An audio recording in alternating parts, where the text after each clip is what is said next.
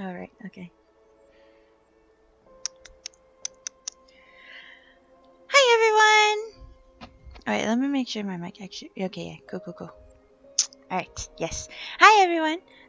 Today we are going to continue Tell Me Why. Yeah, we got a little bit of a late start today, but that was fine. We had a little bit of a technical difficulties with my Xbox for a moment, but I got it all figured out, thankfully. It, I'm not entirely sure what was wrong, but it was a pretty simple fix. So we're good there. Alright.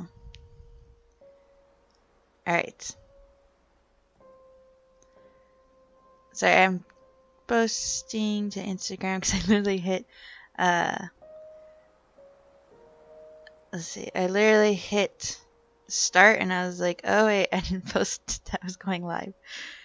So yeah, so we're gonna continue Tell Me Why and get as far as we can. Last time when we stopped, last time it was Thursday. We didn't get too far into it.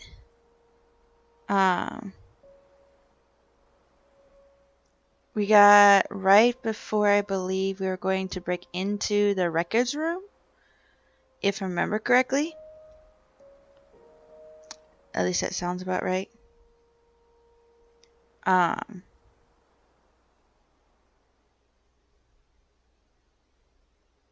We'll do that one, I think. Yeah, because we were investigating the office.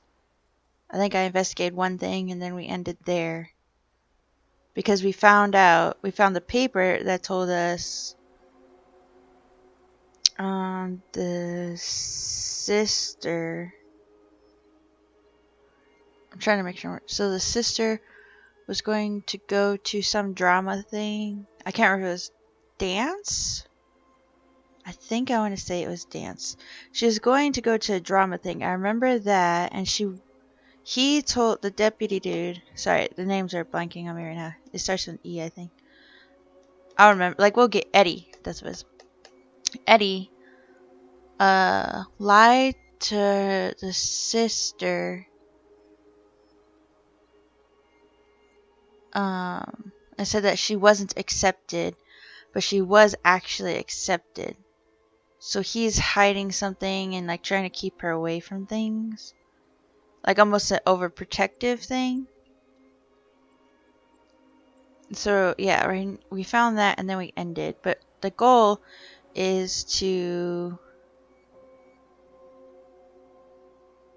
get into the files room and find the file for their mom to find out what happened that night. In theory. In theory, that's what's going to happen.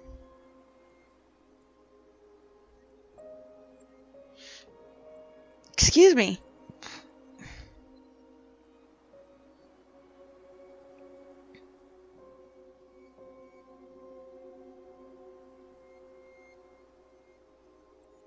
Alright.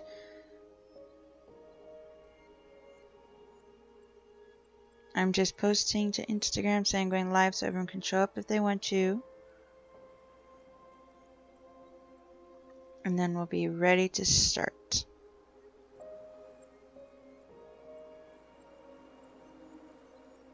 Alright. There we go. And I'm checking with everyone to make sure we're still good for tonight. We should be. But tonight, in theory, we will be playing Among Us. So with Brittany seemingly tainted, last I knew Joel Ninja Monkey 1990 was going to join us. Squid Super Hunk and I guess whatever friends they're also going to get in on it.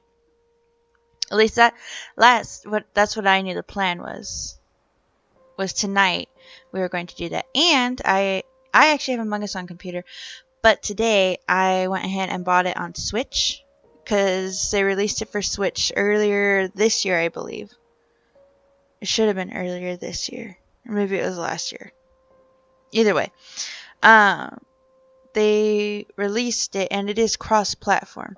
Everything Among Us cross-platform. So, you know, computer, mobile, Switch now. You can play cross-platform. So I bought it on the Switch. I'll have to learn the controls on there. But I got it today on Switch with the idea that then I could stream it tonight too. Because the last few times I've played with Brittany, last 2 times where we played Fall Guys together, you could only hear me on her stream when we did the Discord and stuff. But then the goal is to stream tonight, I think. If I don't stream, then I will be on her stream, voice-wise. Sorry, my cord is caught. Okay. At least that's the idea. Okay. Oh yes. For this game, I did disable sound alerts. Because I really want to focus on the story. And it was last Thursday. It was fun having the sound alerts going, but at the same time, it was kind of distracting when I'm trying to focus on the story and play for the story, especially with how invested I kind of am so far. So that's disabled for now. If I do stream tonight, I will enable them again so y'all can fuck with me. But for now, sound alerts are disabled. So let's see. And I want to say thank you to Jeffy D20 and Evil Midnight for following me. I appreciate them. I actually found, at least, let's see, Jeffy D20. I know, I saw him in, why am I blanking on the name? I am blanking on names today. I want to make sure I get their name right. I think I have it in my head. I just want to make sure I get the name right. So, yeah, okay, I got it right. Yeah. Okay. So, I saw him when I was watching my friend's stream. And the reason I want to make sure I got the name right, because I want to make sure y'all can go check him out if you want to. So it is, the Stone Dog Entertainment. He is on Twitch. He also has a YouTube. He does podcast. He does a YouTube, which I don't know if the podcast is on YouTube, but I know he does a podcast. He does YouTube and he does Twitch. But Stone Dog Entertainment. It's a friend of mine that started doing this stuff, and you guys should really go check him out. He's really cool. He's really funny to listen to. He does different stuff. Mainly, he covers a lot of the WWE wrestling stuff. I think especially on YouTube he does a few streams as well. Like not this last weekend but the weekend before, we caught his stream, and it was one of the was it WrestleMania, I believe. I don't know. I don't know a shit ton about WWE and their schedule, so I think it was WrestleMania. But he did where he was live, and you got to talk with him and chat with him and discuss the matches and everything while the actual matches were live, which is pretty cool. But he does do other things. He does play games with friends. So the last stream I caught him playing a few days ago was him playing Cards Against Humanity and Uno with his friends on like the virtual tabletop. You know, where you get that table and then you can play the game around it virtually and everything. But yeah, so you should definitely go check out Stone Dog Entertainment. He's really awesome. I believe that's kind of it. I believe that's all I was really going to cover today. So yeah, so tonight we should be playing Among Us. Should be. I'm checking in with everyone to make sure. Alright. So with that, we are going to continue Tell Me Why. and see what happens.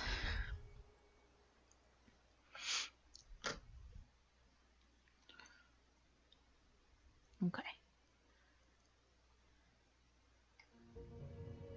Yep, okay.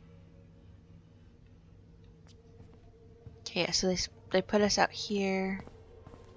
Yeah, there's nothing really to explore over here. Right, and we were coming in to explore here. We did look at this diploma thing. If Eddie catches us in here, There's no turning back now. You know, shit. Alright, there's a picture there. Looks like this is where Brown keeps all his personal mail. Yeah, because then we saw this one, which is what I was trying to You applied to a summer drama program back in say. Oh, drama, 2009? yeah, okay, I yeah, did, yeah. but they rejected me. Michael and I were supposed to go together. He went, but I was stuck here for the summer with no one but Justin Beaver for company. Why? Well, this letter says you got in. What the hell? So he just turned it down? I'm sorry, Allison. Shouldn't be surprised he's lied to me in the past. Okay, yeah. Yeah. Because I remember we found this letter where she was actually accepted to the drama program, and he lied to her and said that she wasn't. Okay. Now we're gonna look at the Why new is stuff. Brown on a first-name basis with the director of Fireweed? Oh, What'd you find? it's an invoice. Eddie Brown, you'll find enclosed the final invoice for resident Tyler Ronan. The Fireweed administration would like to thank you for all of the support you've given us over the years. I knew Eddie pulled some strings to send you there, but that's a lot of money. More backdoors and secret moves. Maybe he didn't want to make you uncomfortable. Well, now I feel like I'm in his debt. Kind of, yeah. I mean, no, and now in the sense that Tyler didn't choose for him. I mean, he was a kid. How could he choose? But I mean, yeah. But yeah, that is a shit ton of money. Cause so you see, to pay this amount, it's like $3,000 for common charges, student health insurance. His thumb's covering the other two. But then anticipated aid. Are you sure you checked all the emails? Should it? Alright, Eddie Brown. Oh yeah, okay, he just read it. I just want to make sure I didn't miss anything there. Alright, what's this one? Looks like he's working with the Office of Child Services on the case. None of our business. Yeah. Howard's disposition. Yeah, to me that's not our business unless it's actually a part of our case that we're looking into with about his mom and everything. Then that would not be relevant to us. Because some people should be allowed their Department budgets, but zero case files. Brown really wants privacy. everyone to know what a fine, upstanding citizen he is, doesn't he? He's a genuinely good person. And saying that here makes me feel even worse. See, I don't doubt that he might have good intentions and everything, but the fact that he's hiding stuff does make it a little bit, sketchy. The police chief of Delos Crossing hosts charity events? Huh? Oh, yeah. The community social. He volunteered to help. And since he pretty much knows everyone, and more importantly, who's called the cops on who, he's in charge of the seating chart.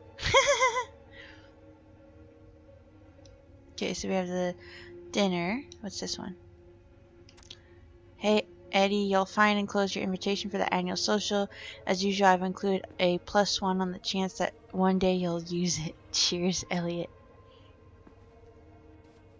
Let's put the Vecchies next to... Can you not?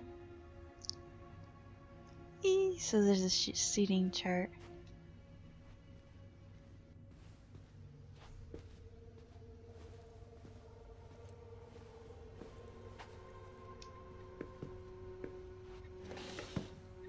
Oh, it's a moose. Huh. That's kind of cool that you find the moose Huh. Hey, in you. his desk.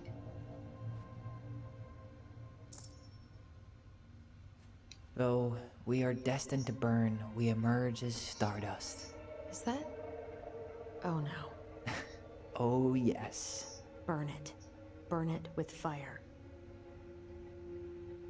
Though we are destined Okay, to wait. burn, we emerge as stardust. Is that? Oh no. Oh, yes. Burn it. Burn it with fire. Okay, wait. Okay, so this is dragon on it. Oh, I guess the line is actually words. I didn't see that part at first. So it says, floating amid the Perseids, I search for you, my Alwade. In the dragon's head I roam alone, while other stars burn into my zone. But they cannot be observed, for I see only you and push the others out of my Milky Way into another galaxy, and remove the gradients to better view your radiance. And though we are destined to burn, we emerge as stardust and make the universe anew, and there's only me and Are you. you sure you checked all the emails? I wonder why she wants to burn it. You finding anything? No. First office tonight, we're going The to... Dallas Police Force is getting a new officer. Finally. This guy has a record, and not a short one. Why is he even in the running?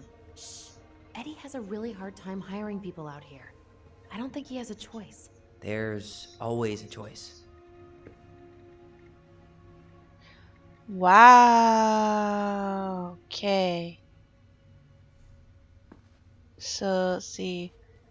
Alaska Fairbanks, criminal traffic. Donald Mert, male, Caucasian. Armed robbery. Northern District of Fairbanks. Misdemeanor, guilty, 6 months borough prison, 1 year supervised release. Flight to avoid persecution, given testimony. Northern District of Fairbanks, misdemeanor, Are you sure guilty. you checked all the emails? Drug paraphernalia, possesses, use.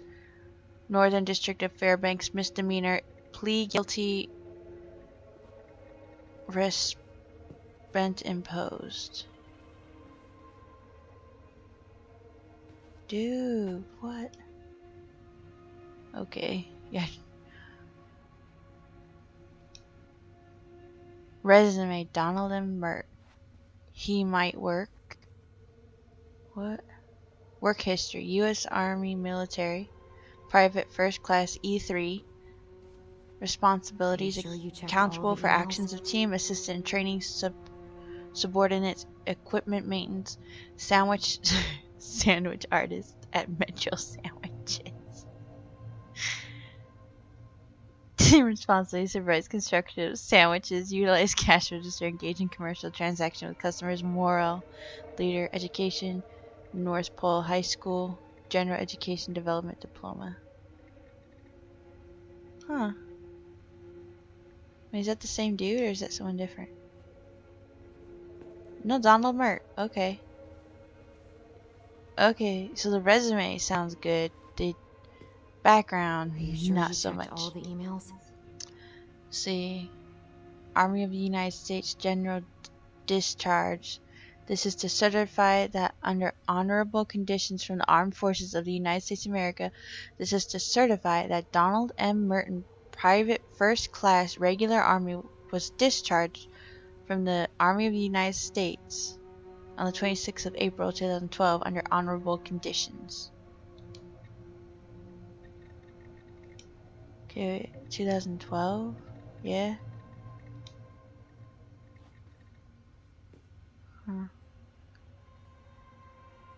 Okay, and then, so Are you sure you 2012 checked he all was the emails? discharged honorably from the Army. Then basically 2 years later, he got a record for drug paraphernalia, flight to avoid persecution, and the armed robbery. Huh. Aw, look at you. Allison Ronan. Perfect daughter. Can we stay focused, please?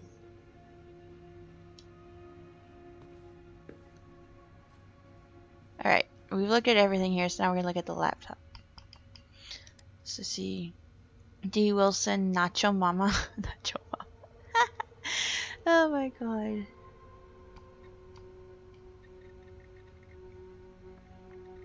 Okay.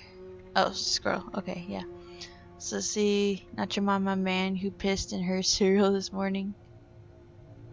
People, we are all adults here. Whoever keeps leaving dirty dishes in the sink better learn to clean after themselves, or I will personally stuff. Excuse me. I will personally stuff said culprit into the washer so they can see how it works. Sincerely, Maria. Oh, and then the man who pissed in her cereal. Oh no, you hit reply all, Sherlock. Oh no. That'd be. City Council event reminder. We would like to remind you of your upcoming council meeting on Saturday, November 5th, 2015, 10 a.m. at the Genoa City Council event room. We look forward to seeing you. Implicit bias training. Good morning, everyone. Please remember your presence Wednesday, November 11th at 1300 hours. I need us all there, so speak now if you can't attend and are rescheduled. As said this morning, we'll be talking about implicit bias. This is not punishment, it has nothing to do with the dismissal of Randy Spears.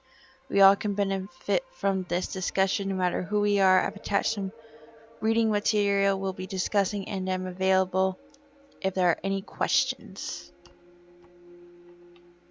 It doesn't look like we can look at the attachment though. Huh. Tom invited Eddie over for dinner? Oh, yeah. He's been trying way too hard to get Eddie's endorsement. Does he? Support Tom? He preferred staying neutral. So let's see. Tea, veggie, dinner. Good morning, Chief. Tessa and I would love to have you over for dinner on Thursday night. And I know you cannot say no to her roasted salmon. I didn't catch it myself, but it's this morning's catch. Looking forward to seeing you. Tom Vecchi for mayor. Whoa. Brown looked at our file this morning. Wait, what? What does that mean? I don't know. But there's a reference number. R68653.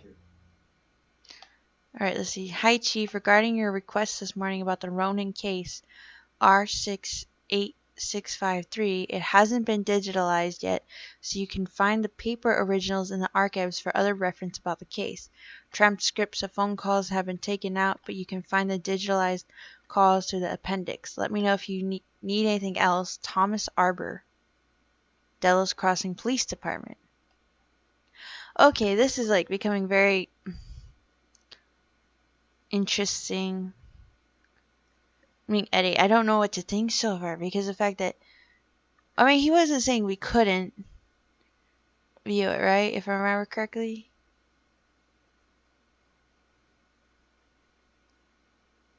I think, I'm just trying to remember what Eddie's exact words were. I didn't think he wasn't not going to let us see it. I thought he was going to, he said that we could request it, but it may take a while to gain access to it, right? Because he wasn't going to cut tape or anything for us, but we could request to view it and wait the time. But then he made the comment about leaving the past in the past. I remember that. One of his emails mentioned the archives. That's gotta be where our file is. I am curious. So, like, we would have to wait however long for it to be processed through for us to view it, but then he gets to see it, like, today.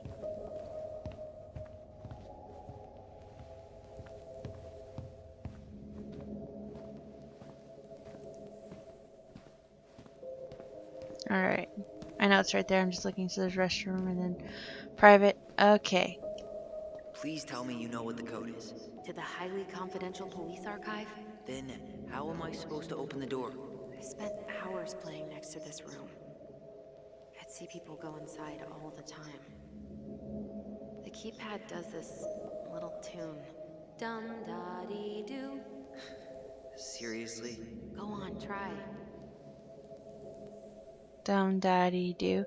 Alright, well, you can see the warn number. So the warn numbers is 0146 and then the unlock.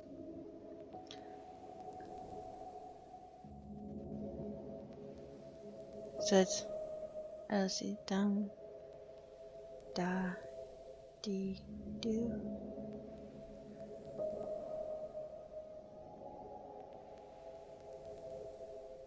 Dum da dee do. Let's see.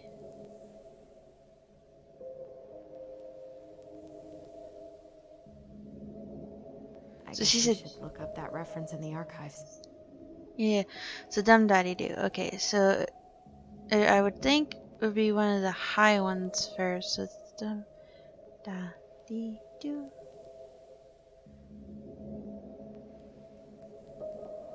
Okay, so I assume it's going to be like 6 first.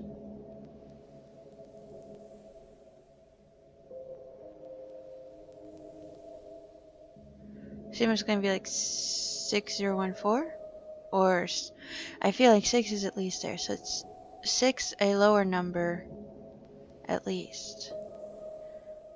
That reference number is a good place to start. Let's hit the archives. Dum da dee do. Alright, I'm going to say 6041. Dum. Okay. Dum. Da. Dee. Do. Yes. There we go. We got it.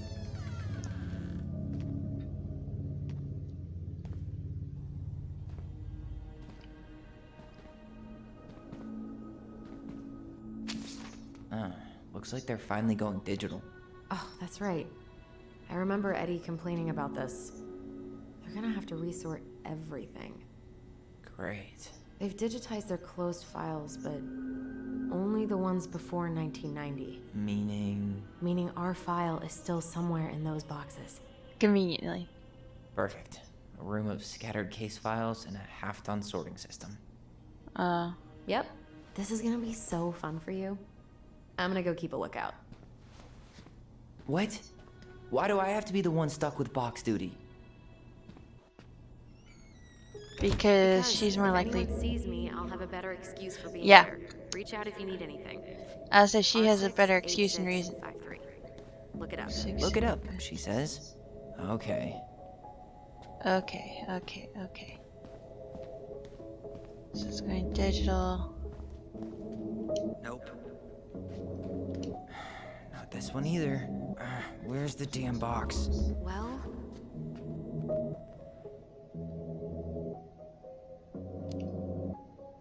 What was that reference number again? 05 R68 653.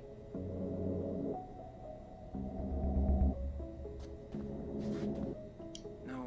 Oh, I can read it. My bad. Okay, no wait. Nope. you finding anything? Not this one. No, that's not it. Well, Nope. Shit. Not this one either. Where's the damn box? No, that's not it. Is it this Nope. one? No. you finding anything? Not this one either. No, that's not it. Well,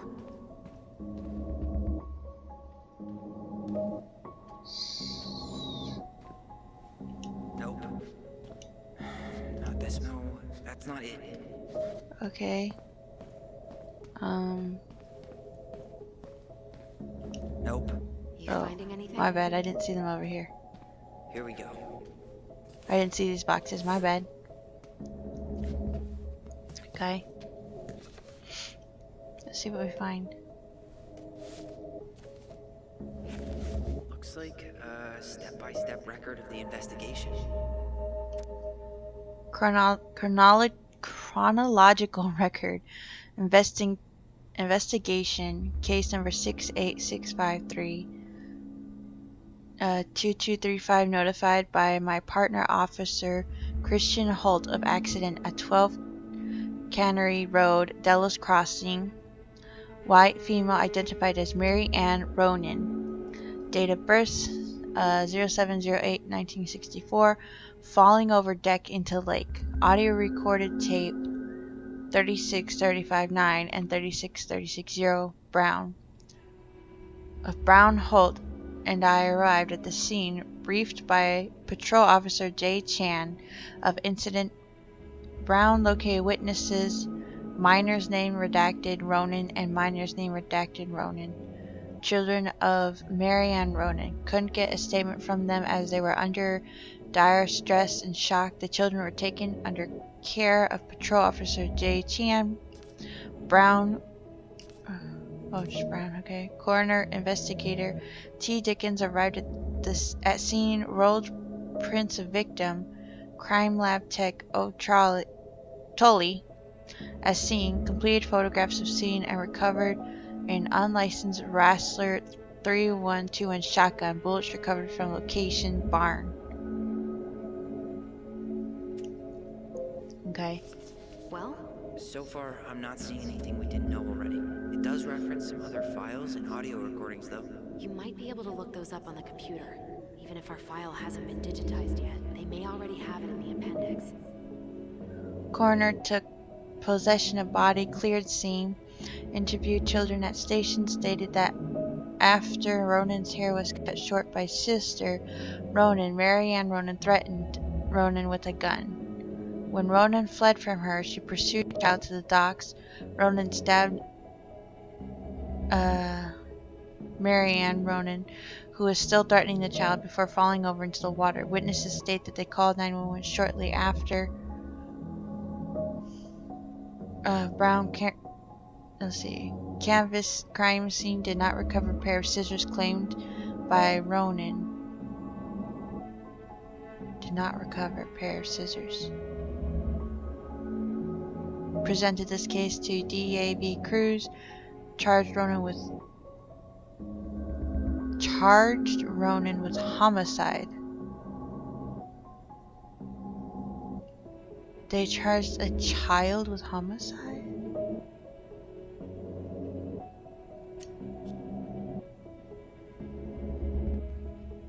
Okay.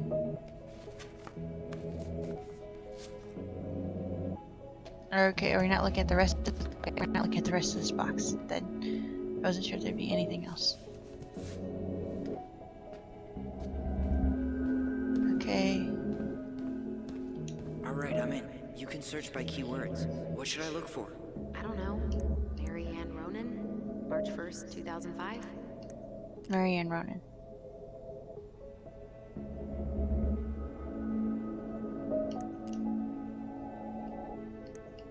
Okay. Oh, archive. Crime report, autopsy report. Let's look at crime report. 24-hour homicide report, victim information, crime summary. Okay. Autopsy report. Marianne Ronan, personal information, and rap sheet. Okay. Reference is 05R61889. Oh, I didn't even see that. Okay. Yeah. So 05R61889. Okay.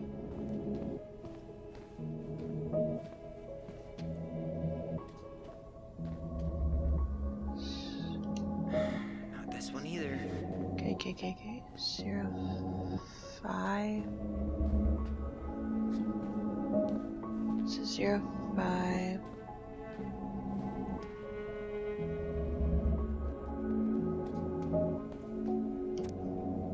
No, that's not it. Well, Looking, sweetheart.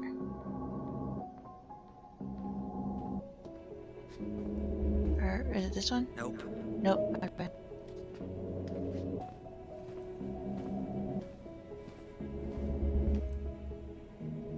It was a 05, wasn't it? There. Oh, it's right here next to it. My bad.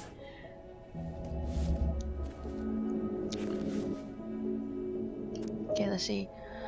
Crime report. Report of homicide. Victim name Marianne Ronan, Caucasian, female, 5'6", 138, 41, age 41, date of birth July 8th, 1964. Occupation unemployed? Okay. Location of occurrence 12 Cannery Road. Date and time of occurrence 030105. So if occurrence is 2200, reported at 2229. On dock at Lakeside, victim threatened her child with a gun. Child stabbed her with a pair of scissors. Victim subsequently fell into lake. Reporting employee's initial last name. Oh, E. Brown, detective. C. Holt, detective. Involved persons. Ronan White. So R1, Ronan White. 12 Cannery Road. W1. Minor's name redacted, okay. Ronan White. 12 Cannery Road.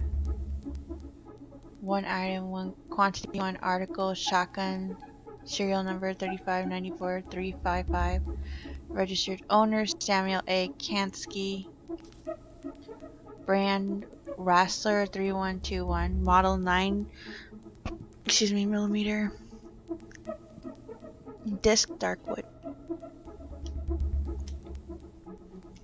Turn page. Found a summary of everything. Wow, this is a real detective novel. Brown's quite the wordsmith. He's not a writer, Tyler. Narrative. Crime summary. On March 1st, 2005, at around 2200, the victim, Marianne Ronan, a 41-year-old white female, exited her home and entered her garage to start loading a Rassler 3121 9mm shotgun. Shortly after, her child, Ronan, 11 years old, entered the garage to display a new haircut given by sister Ronan. According to witness Ronan's statement, when she saw the child's haircut, Marianne became enraged and threatened Ronan with a shotgun. Ronan fled the garage towards the lake and calling for help. Marianne followed, still armed, out onto the docks on the southern side of the property.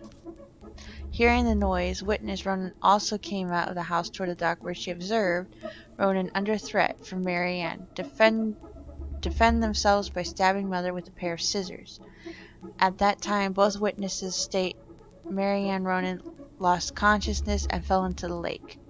At 2229 Delos Crossing, Police Department Officer Christian Holt received a phone call from minor Ronan detailing the incident. Patrol Officer J. Chan was dispatched to the scene. Upon arrival, they set up a containment of the scene, began a crime scene log, and started tending to both juveniles. See their statement for further description and notification of detectives. On March 1st, 2005, Officer Christian Holt notified his partner, Officer Eddie Brown, by telephone of the incident before being dispatched to the scene. Investigation. Holt and Brown arrived at the scene at 22:58 hours. They noted the crime scene was located entirely outdoors. Cannery Road is a secluded road mostly comprised of a few residential cottages. Detectives observed a loaded Rassler shotgun on the dock. No rounds had been discharged. They directed forensic personnel to recover items. Detectives were directed to witnesses.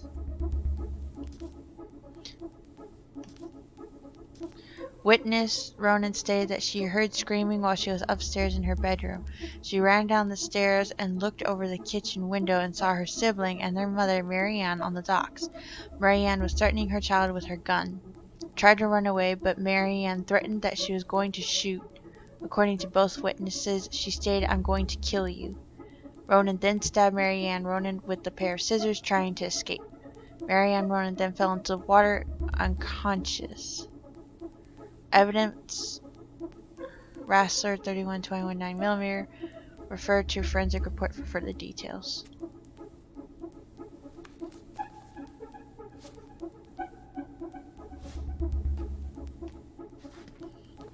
Okay, so now we have to go and look at... No, let's look at the autopsy, I think. 05R62. I need to check out 05 R62 766. 05R62 R68 63. Nope.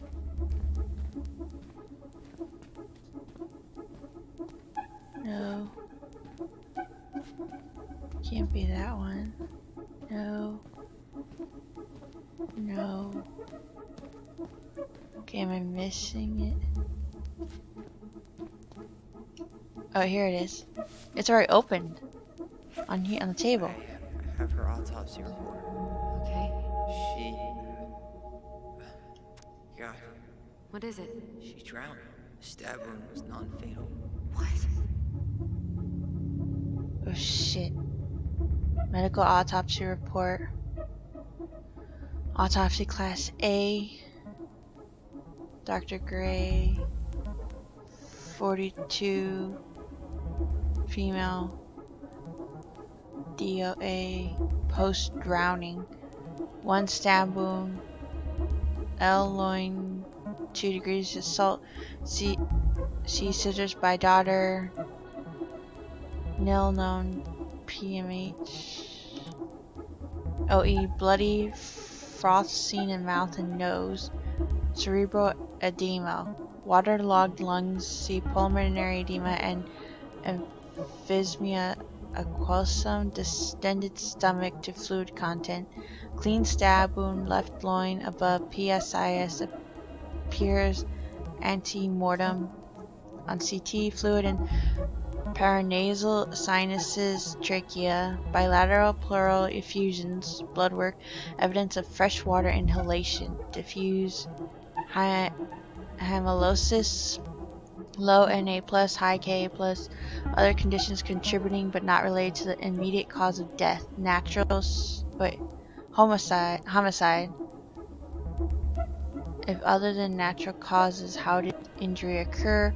With scissors, victim then fell over dock into freezing lake water. Was operation performed for any condition stated above? No. Or, let's see, technician S. Sullivan, witnesses to autopsy, DCPD, Detective Eddie Brown, 15 centimeter stab wound, non-fatal, death by drowning. Prior examination review by DME, body tag, clothing, x-ray, med record,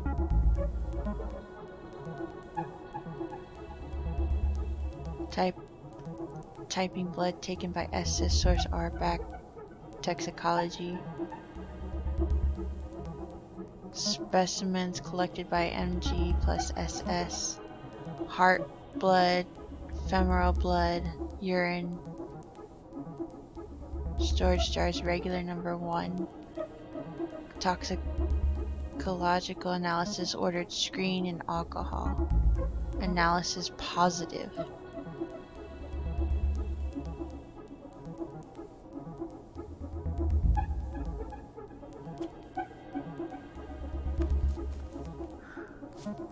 So is she? Shit. Is she drunk? Up the stairs. What do I do? What do I do? Oh no. I'm coming out. No, you're not. He'll see you.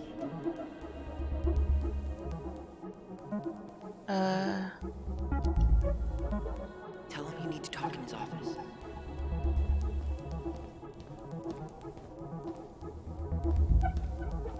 I don't know, do I have time to look at any of this?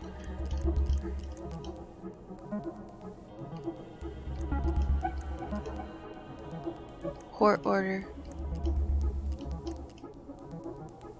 Here. Incident report. Bingo. T-Vecchi theft report. Child neglect report. What? Okay, so we have incident and a... Reference is 2005-201-546. Come Okay, here it is. Come on, come on, come on, come on, come on. Wait, what the hell? Tessa accused her of child neglect. I'm not surprised, honestly. It should be. Incident information. Incident type. Theft. Report filed from tracking number. Location of occurrence. Approved by Eddie Brown. Location type store. Theft type shoplifting. Associated persons. Person reporting Tessa.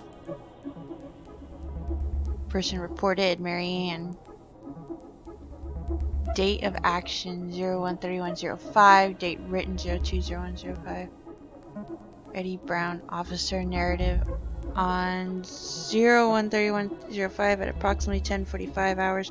Marianne Ronan entered Veni Vidi Vecchi, owned by Thomas and Tessa Vecchi.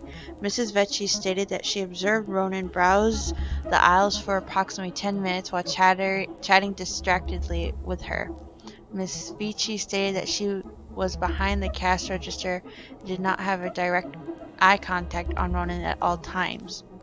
Vecchi stated that after those 10 minutes, Ronan asked Vecchi if she had any organic mosquito incense in stock. Vecchi informed Ronan that she did not, but stated she believed this demand was odd due to the winter season.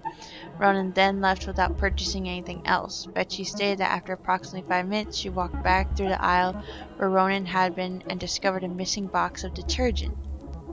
Vecchi stated that she had very recently restocked the shelves and no one else had been in the store that morning. Vecchi stated that she has suspected Ronan of shoplifting before in the past, notably while in the company and possibly with the aid of Ronan's 2 children. Vecchi stated that she also had reason to suspect Ronan to be guilty of child neglect. They don't eat and are exposed to all kinds of inappropriate influences. Vecchi believed it is possible some form of abuse may be occurring in the home. What?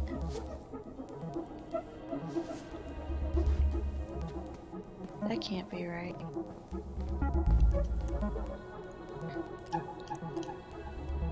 Okay, just to make sure, incident report.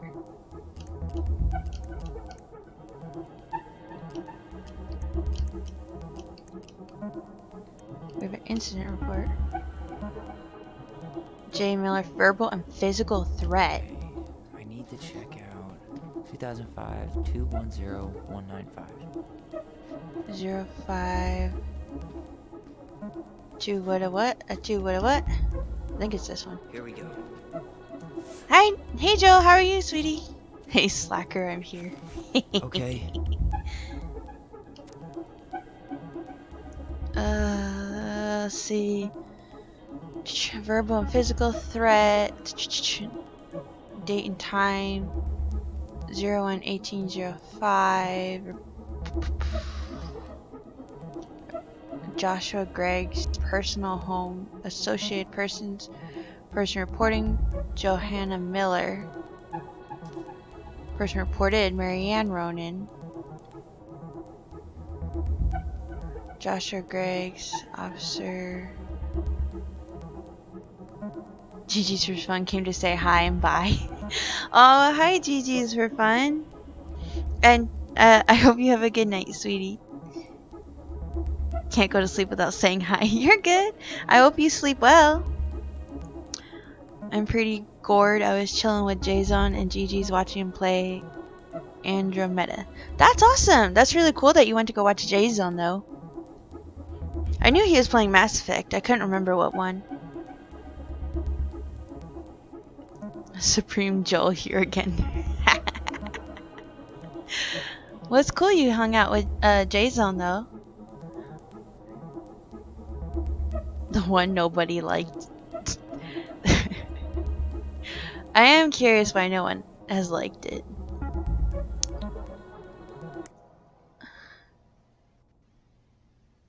Yeah, because I've seen a lot of people say that they haven't liked it. I don't really know why yet, though. I'm sure I'll find out when I play it. How's it going, chica? I'm doing pretty good. We're just continuing Tell Me Why. How are you? Yeah, so apparently, per GG's for Fun, I'm not the supreme leader. What? Not the supreme leader, or do you mean I'm now the supreme leader? Yeah, that's what I thought. I read it and I'm like, that's not what he meant. I'm now the supreme leader.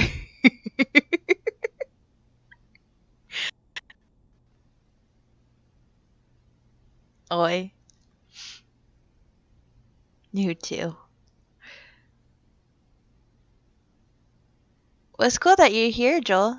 And thank you also, GG's for Fun, for popping in too. Yeah, Supreme Leader Joel. And where did he get this honorary title? Or I not where, obviously from you, Gigi. But I mean, how? Let's say that. How did he get this honorary title as Supreme Leader?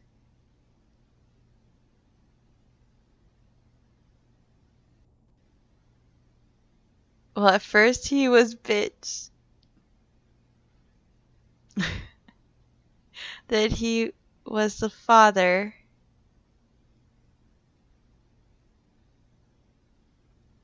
I don't know. He has all the answers.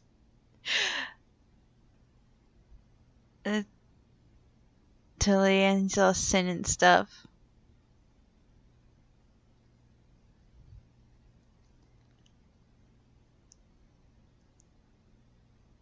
Might as well be Supreme Leader.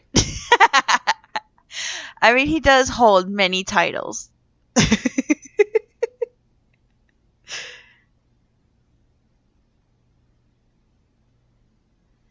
I mean, yeah. He holds many titles. All the titles.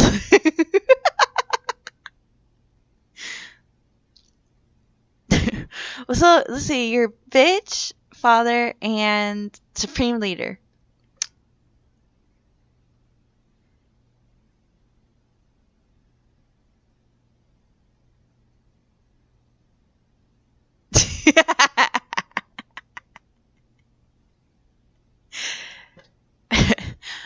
Was Jay's own stream pretty good though?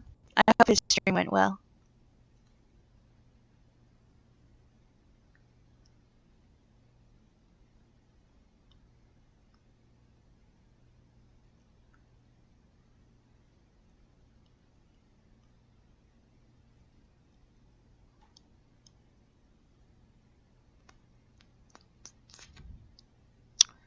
Yeah, it was a lot of fun. Was okay.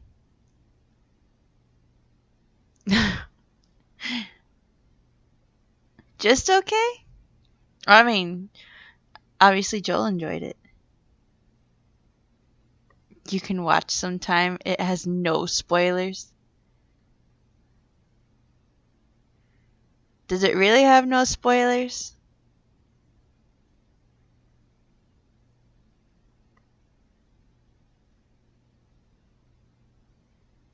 How does it not have spoilers?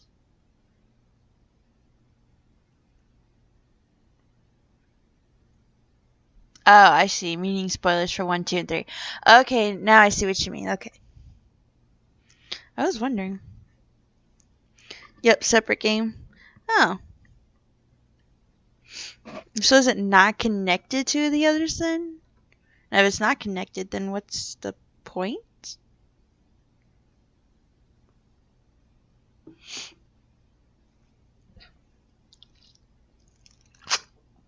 No, it's not connected.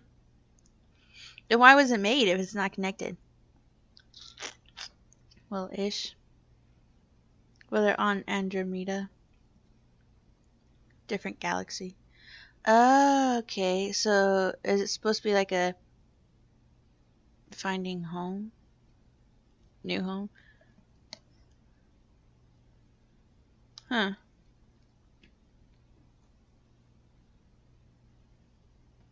That's interesting. It's in the Mass Effect multiverse. So is it like its own story then? Like it's in, as you say, the multiverse of Mass Effect, but it's its own story?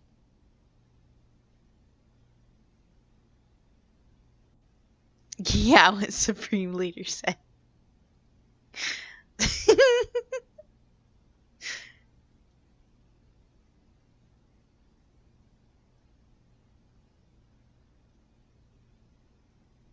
Including.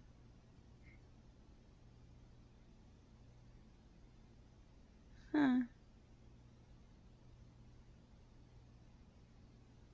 That's interesting. Yeah, I never actually looked to see what it was about. I just assumed it was basically like Mass Effect 4 and that it was a continuation off of whatever the end of 3 was.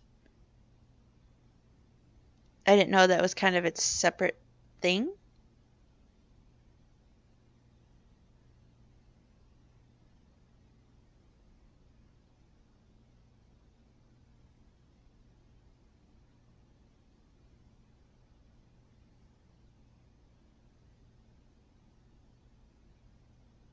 No, if that was the case, it probably would have been better. Probably, probably. Well, that's why I was always so curious why everyone did not seem to like it. Is because I assumed it was a continuation. So I assumed it was probably one of those I continued it, but it just kind of sucked. I didn't realize it was like its very own game, basically, like a standoff one. That's interesting. Oh, thank you, Gigi's for fun, for contributing to the movie night. Oh, I had a question for you, for Gigi's fun. How do you give someone back their points? Because since last stream, Sarah played the sound alert for Pirates of the Caribbean at the very, very end of the stream when I was ending it. I was just gonna give her back her like 300 points or whatever, but I have no idea how to do that. And I didn't know if you knew how to do that. I thought you knew how to do it. I was going to message you about it, and then mainly because I also thought you were already asleep.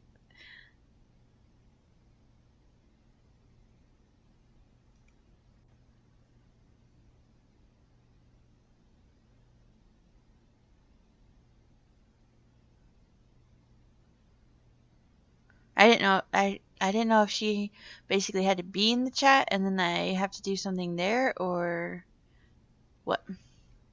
I can look it up too, but should be under creator dashboard, viewer rewards, channel points, and the pop out extension there. Oh. Okay. Okay.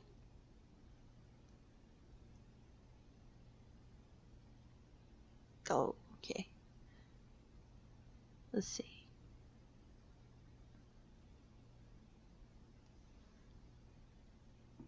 Okay, I'll definitely have to look into that after stream then and see about doing that. Hi, Brittany! Hope I didn't miss too much. Uh, the part we're at. So we went through his office, and then we are in the archives. We have gone through 3 case files, I think. We went through the primary box, and then we looked on the computer. We got those 2 or 3. So I think we're on the 3rd or on the 4th box, and we still have to do the court one as well.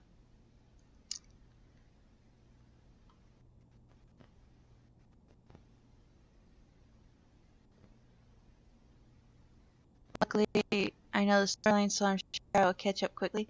I'm sure you will. Anyways, I'm off to sleep. You on tomorrow also, Chica? What? Oh, you're good. Yeah, I'll be on tomorrow. Tomorrow Joel and I should be streaming. So it should be him and I tomorrow. I assume he is still up for it. Yeah, so Tuesdays and Fridays, him and I stream together. Oh, I'm glad I got to catch you. Tuesdays for fun. Yep, Tuesdays. Cool. Have a good night, dear. So I hope you sleep well, Gigi. Thank you for popping in. I appreciate it. Okay, I try to catch you tomorrow because no stream Wednesday. Have to sleep a bit.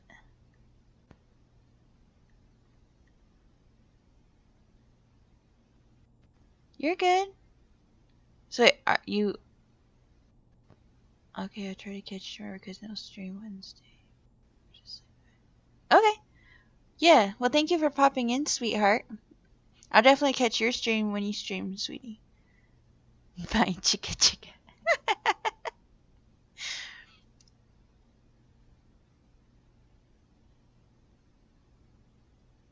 I leave Gigi Slick. Okay. I would definitely try and raid someone before the end of the stream. I always try to. There are sometimes I kind of forget or blank.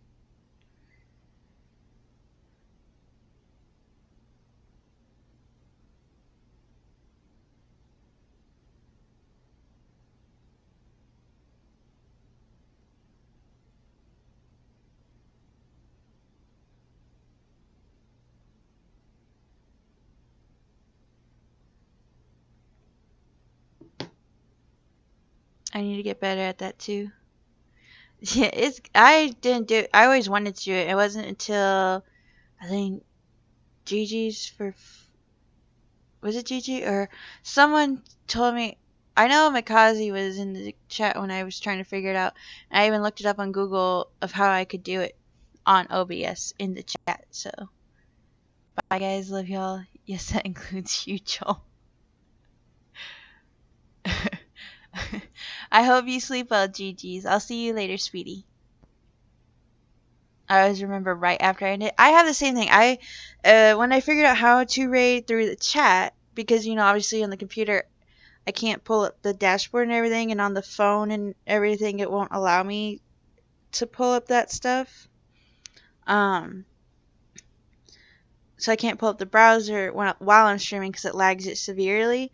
And so I was trying to figure it out, and then Makazi was trying to help me figure it out, and then I looked it up on Google too, and I found out that in the chat I could do a command that allows me to raid people.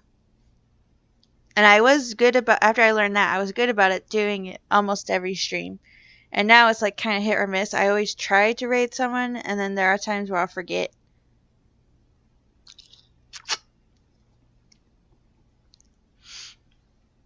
But yeah, it's cool though.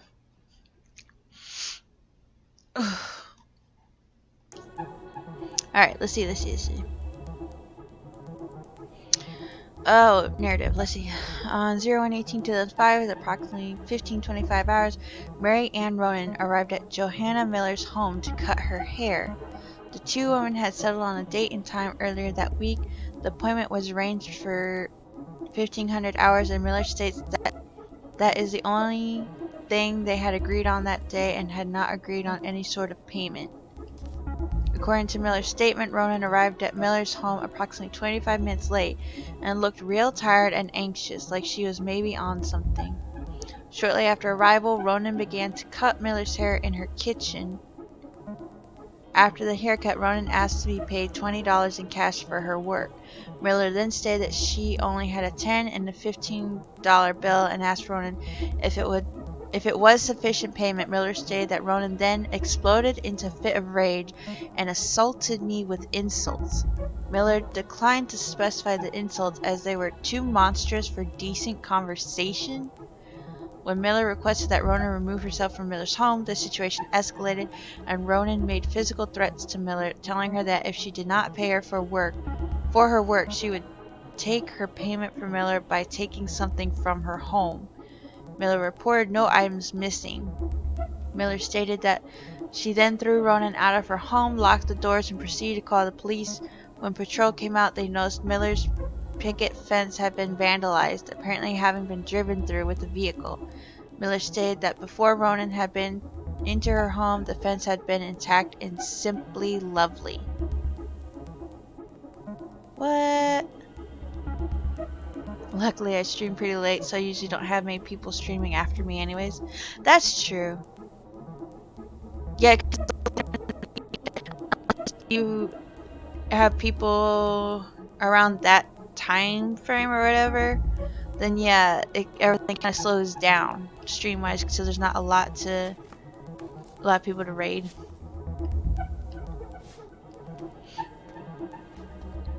Alright. Tessa's name came up. Search for her?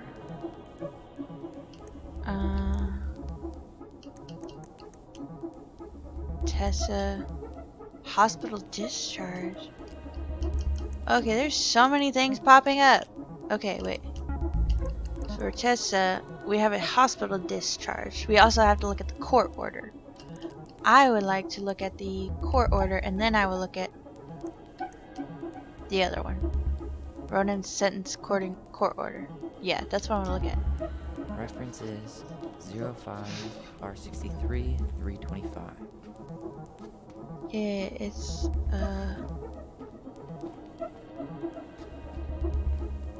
should be down here, right? Yeah. There.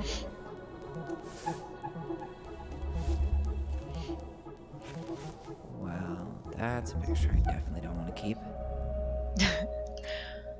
Order for temporary detention or placement in the Superior Court for the State of Alaska in the matter of extended placement of minor Ronan, a minor under 18 years of age. Order for detention or placement. Date of birth is 03/07/1994.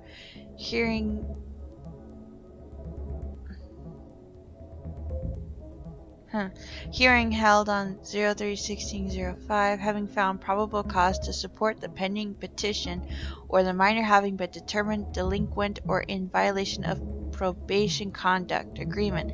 The court finds by a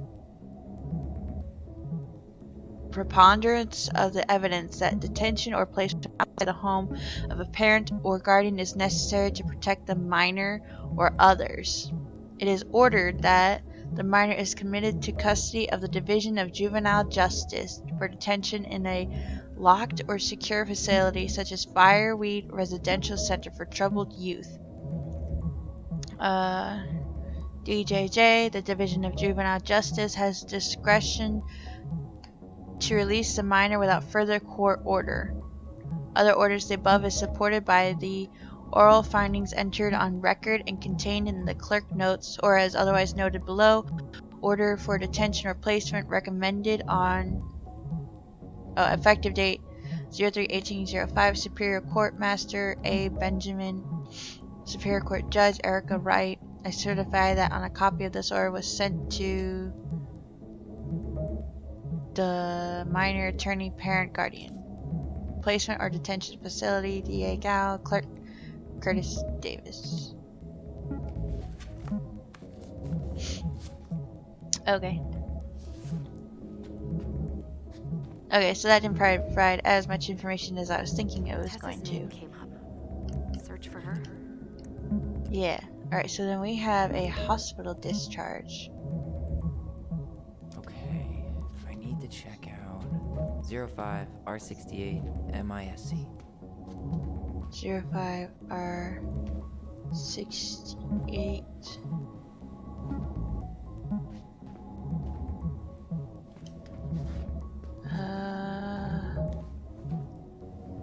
Was it 68? Because we had a 68. Not this one either. Okay, here it is. Okay, the miscellaneous one. Okay. Huh. Why is that here? St. Meadow Clinic. Patient last name Ronan.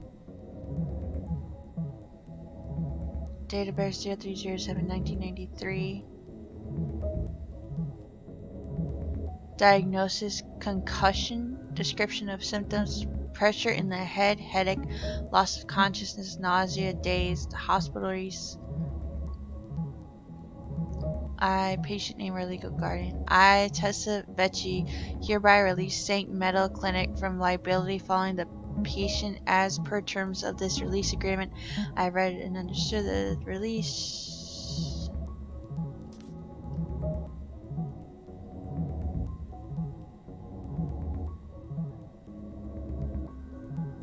Okay. So I had a concussion?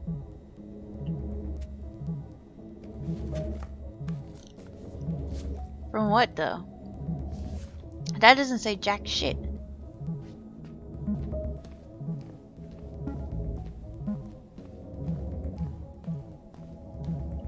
It mentioned child services.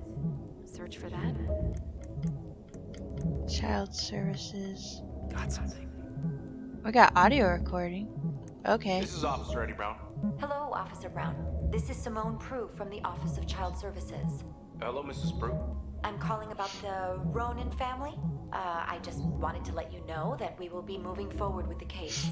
I see. Is there anyone additional we should interview while we're in the area? Yeah, Samuel Kansky is a close friend of the family. Uh-huh. K-A-N-S...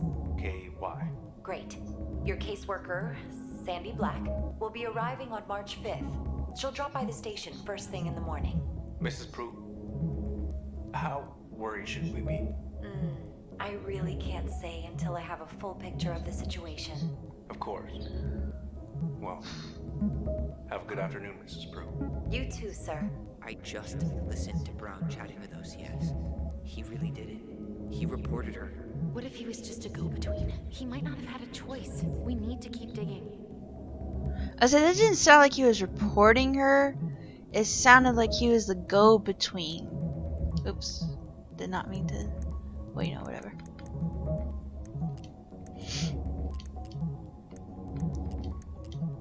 Here. Receipt file. March 1st, 2005. And she said that the child services was going to come on March 5th, right? I believe.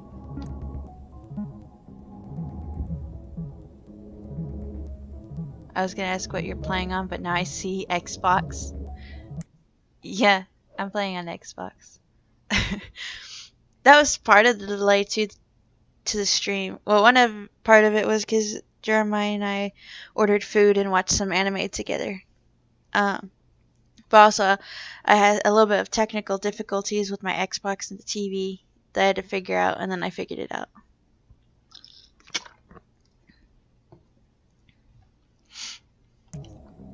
Bingo.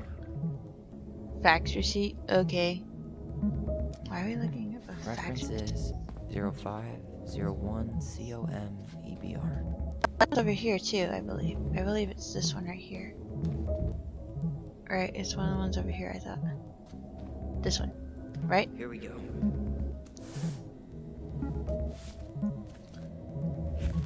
Jesus. Unbelievable.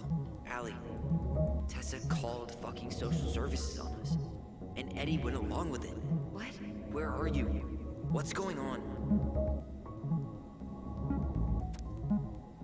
She should be in his office like I mentioned she should do to keep Eddie distracted.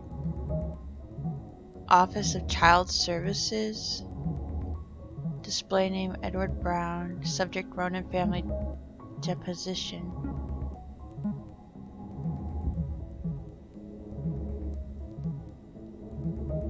Okay, wait. Recipient Office of Child Services. Sent 013105. Display name Edward Brown. Subject Ronan family disposition. Sent by Edward Brown. Delivery attempt 013105. Delivery successful.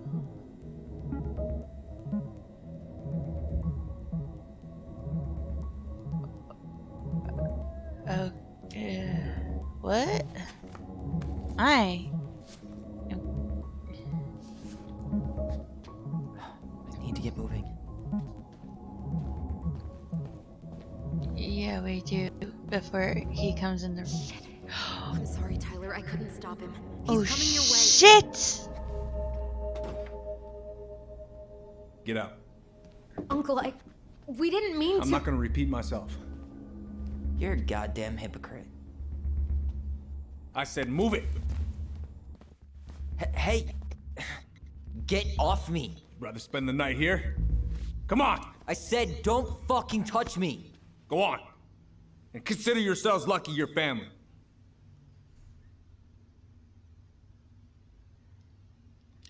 We don't need to escalate it. You're right. Family. And for Allison's sake, we should talk. About what? We saw our file. We know about social services. Why? Why did you turn your back on her? Why did Tessa? Yeah, we need answers, sweetheart. You can't hold back. Okay. Yeah, you're right. We need to talk. Okay. I don't want to believe he's a bad guy or anything.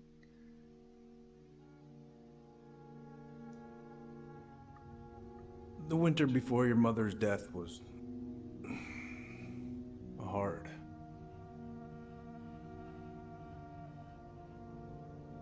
Delos Crossing was snowed in for months. Most roads were closed and plane supplies were scarce.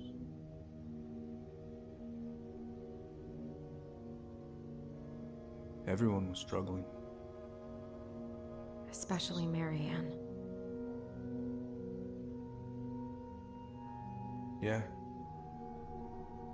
She was always just scraping by. And that winter left nothing to scrape up. Even if locals had found time to help her. I'm not sure your mother would have accepted. Tessa came to you. She was struggling.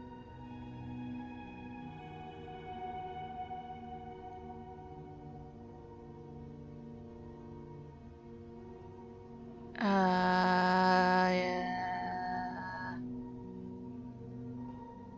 So Tessa came to you. She was struggling.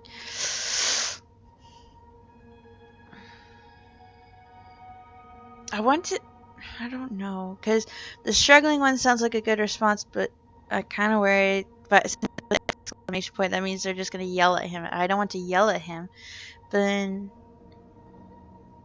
let's see. So Tessa came to you.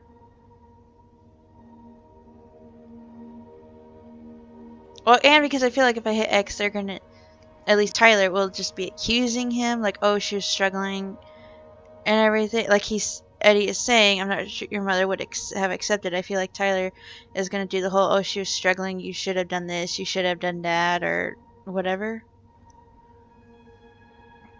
That's how I kind of feel that one's going to go down, is if I press that one, it's mainly going to be an accusatory shouting thing instead of a calm conversation.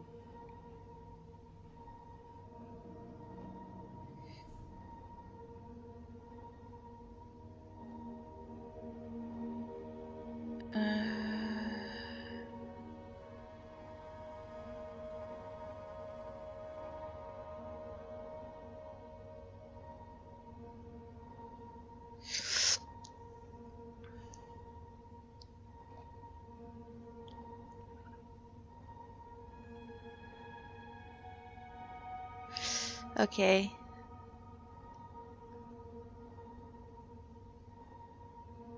I'm thinking pressing Y. I think doing so Tessa came to you because, well, part of me wants to do X. I feel like that's not going to be the one I want. Of how they're going to respond with that one is not what I want.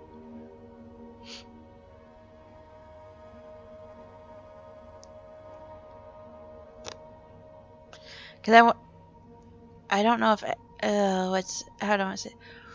I don't know if it'll provide more information for them either. Like if we press X, would that provide more information on why she was struggling? Or if there would just be a accusatory shouting match, basically.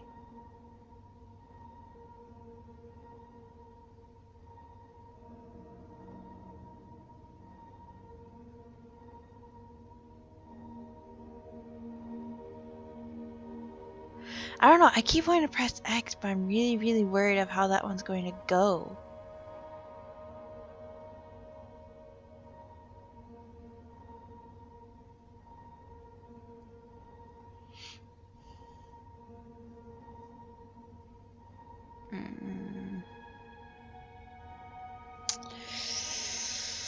I don't know.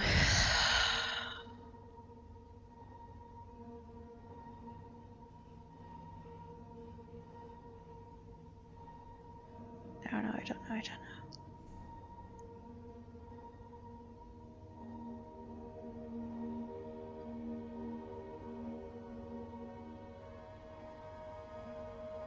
What do you guys think?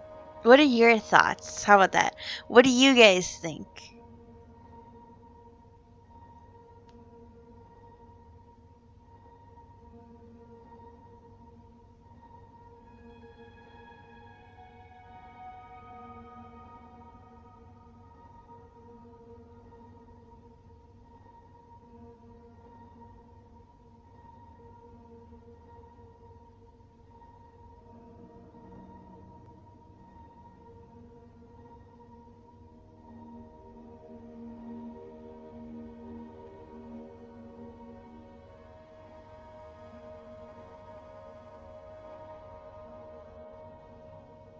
What are you thinking or leaning towards? I don't know. I'm kind of torn on this one. I really am thinking about doing the struggling one. She was struggling, but I'm worried it's not going to be just. I'm worried it's not going to give us much answers. It's mainly going to be Tyler or them accusing Eddie and more like a shouting, "Oh, she was struggling. Why didn't you help her?" Blah blah blah thing. Like not understanding that their mom wouldn't have accepted, but they're going to like try and yell or accuse him. And so I'm worried about choosing that one, even though that one I would want to choose that one. And so then I kind of feel like maybe I should do the Tessa came to you, because that one seems like it might be a calmer response. You struggled with this one too. I don't even remember which one I said. Damn. Yeah, because what the response I want to give is she was struggling. But with the exclamation point and everything, I'm worried. I'm worried that it'll be more of a confrontation one. Oh, Jill, you think why? Do you so Tessa came to you?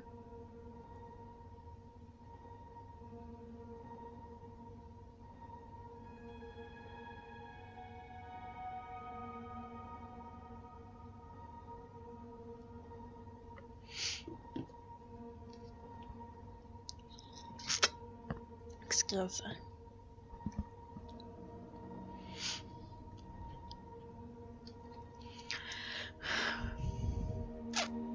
Alright, so Jill thinks why.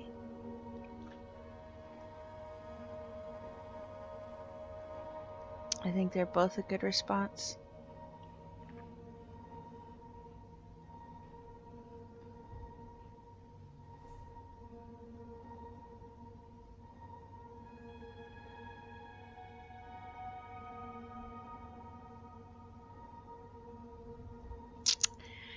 Okay.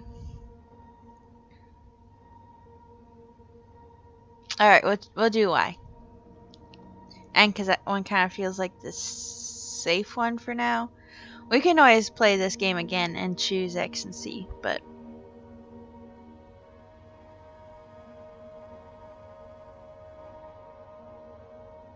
I feel like Y is a safe one to do, just to make sure that they're not going to be aggressive, so you can actually get information from him.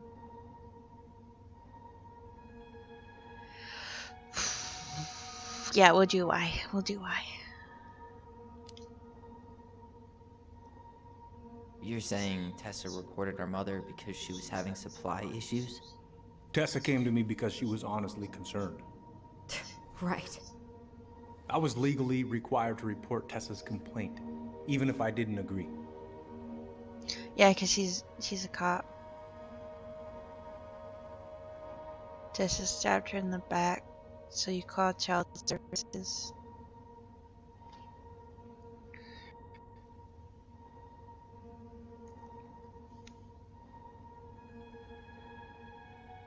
Yeah, I don't want to press X because I feel like that one they're just going to blame Eddie. And in this case, I do feel like it's not his fault. Like, he was just trying to follow procedure and everything, even though he didn't agree with her, which I'm sure is also the one memory they showed us of where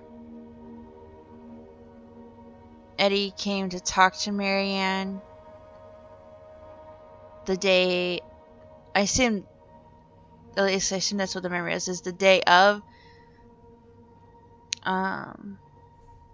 before that night where Eddie went to see her, and these two had different memories of Marianne's reaction, whether it was anger or sad or everything. I assume that's what he came to tell her, was basically child services is coming. I assume that's kind of what she was angry about or upset about.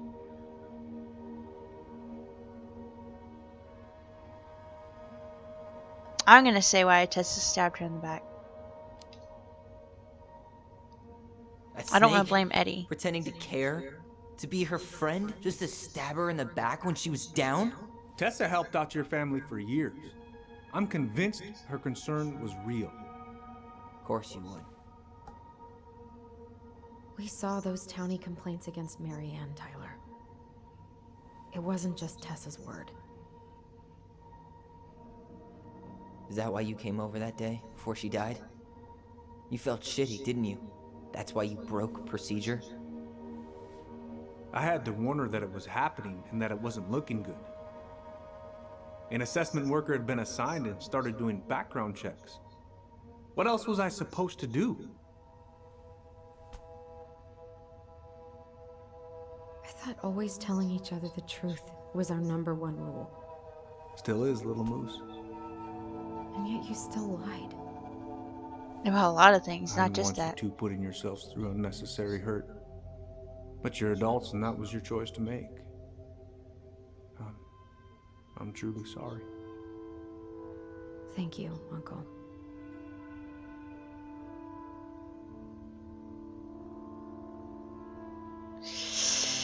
Yeah, I was saying Tyler's not gonna accept this. Hell, I don't. I'm like, wait, that's it? That's it? That's bullshit, Allison, just like that. Well, and I'm thinking, like, with her, she's not even mentioning the letter that he lied. Because it's not just about Marianne at that point, about lying, too. It's also that he didn't let her go to the drama program and lie to her that she was rejected and everything. And still, technically, even though we're adults, as he said, he was still continuing to lie to us. Or evade our questions and everything. Until basically it's more not a, oh yeah, I'm going to tell you. It's more of a, you went snooping and I have no choice but to really answer your questions.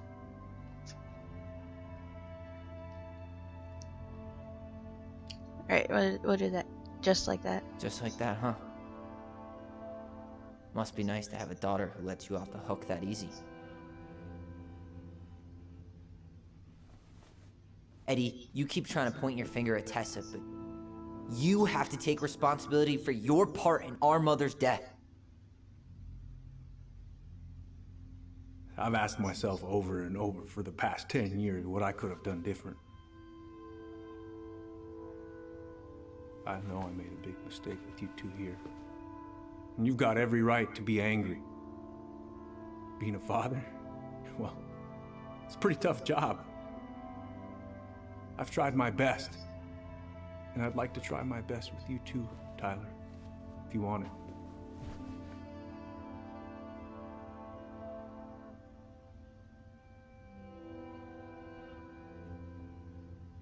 We could get there with time. No, it's not that easy.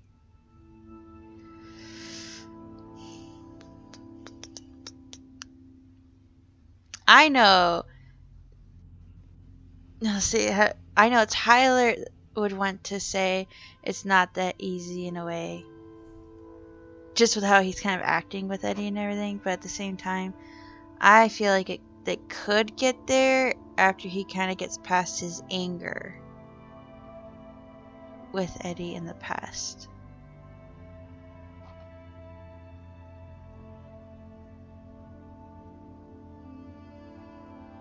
I don't know. Okay.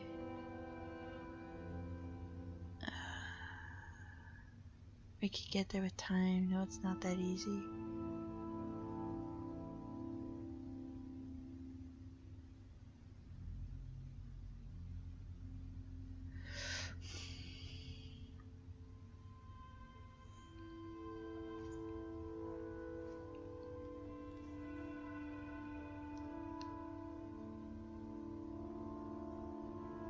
I mean, no, it's not that easy, but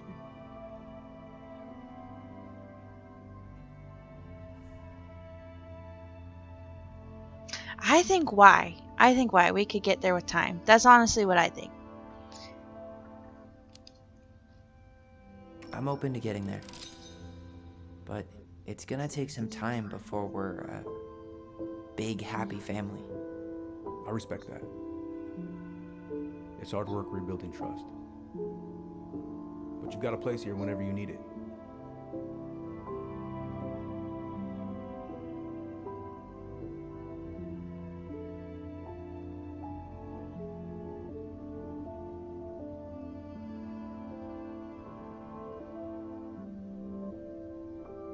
Group hug? Group hug. No. Absolutely not. He tried. Not yet, anyway. Alright, I'm really gonna have to kick you out now. No rest for the wicked, huh? Oh yeah. I'm as wicked as it gets. I'll see you both later. Okay, so we kind of learned more, but at the same time we didn't. I mean, okay, we learned a Better than I lot, was afraid it would. but not as much about that day in particular as I was hoping we would.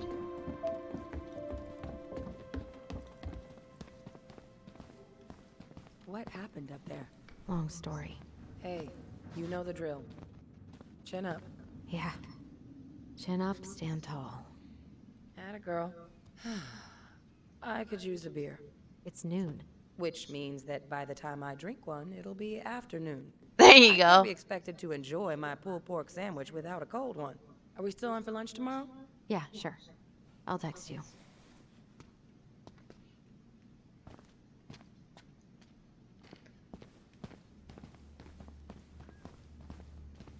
You kids be careful out there, yeah?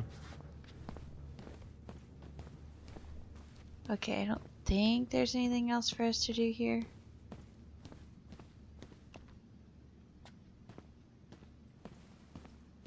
Because I believe we went to the house, because I assume he wouldn't come in unless I cleared them all. And I don't even know if we could get back in that room in the first place.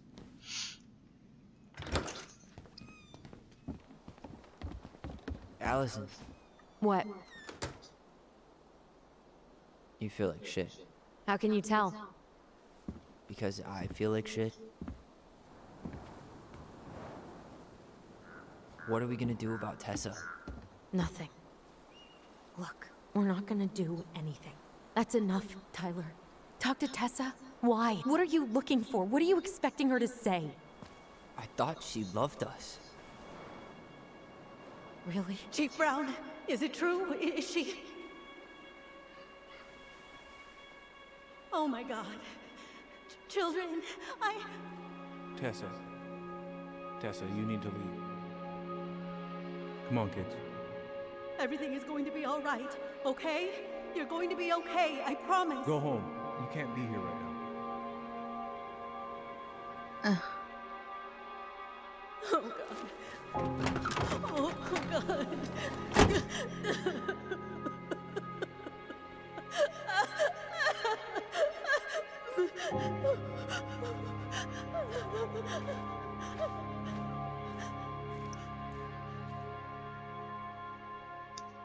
Damn.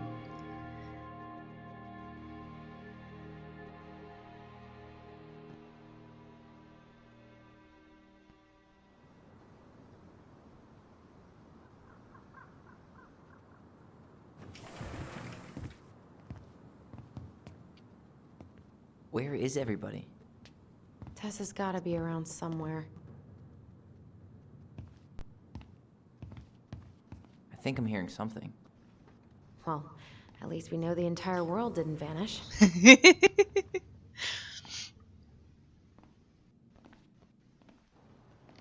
But given who is here, we can't count out the rapture quite yet. I need to take a breather. I'm gonna do a bit of shopping. You look for Tessa, okay? On it.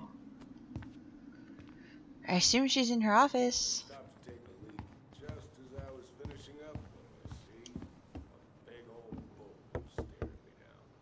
So, what do I do? Come here! I grab my odd six from the trunk and set my sights. How did I not notice this carpet before? It's really nice. We've got enough signatures. It should For some reason, I thought this this carpet was brown before. How did I miss that? Well, why don't we schedule a meeting with the Alaska Wildlife Foundation? Try to get their support. Look, Harold, I have to go. We can pick this up at the meeting. I should be on my way over soon. Hello, Tyler. Can I help you?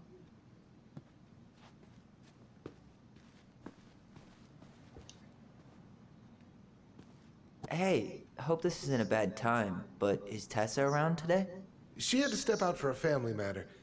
This wouldn't be something I could help with, would it? Yeah, maybe, actually. We were over at the police station and we took a look at Marianne's case file. Okay. The noise he made. Tessa reported Marianne. Why was Tessa at the station? That one. Why was she at the station? Why did Tessa come to the police station that night? She was looking for you two. To make sure you were okay. When she heard what happened, she was a mess. How exactly did she hear about it so fast? Can't remember who called, but you know how it is. No news travels faster than a secret. Everyone knew 5 minutes after Brown was on his way out. Okay. Tessa reported Marianne to social services. Did you know? Vaguely. But I didn't get involved. I didn't think I really had anything to add. You never thought to mention it? Well, now, I'm not sure how a thing like that would have come up. And I didn't want to rub salt in any wounds. Huh. How about when we were in the store yesterday asking about it point blank? That was between you and Tessa. I try to stay out of other people's affairs. Okay, I mean, that's kind of fair. Okay. Thank you. Look, I'm sorry if you felt resistance from people around here. To put it mildly. Allison, you know this better than anybody. But your mother's death left a scar on this community. Now, I won't claim we went through anything close to what you did, but it was a cruel reminder of the limits of trust.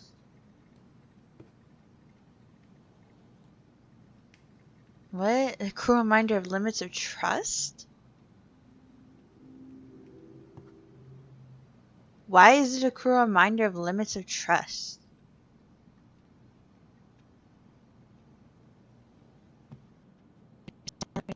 We need the truth to heal, sweetheart. Fuck Well, if we want to get past the limits of trust, we all need to face what happened, which means being completely honest about it. We all want to find peace, kids. It's just harder for some people to talk about the past. Now, you let me know if you have any other questions, okay?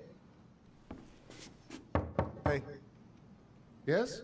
you said I should remind you not to be late for your meeting, so don't be late. Yep. I'll be on my way in a minute.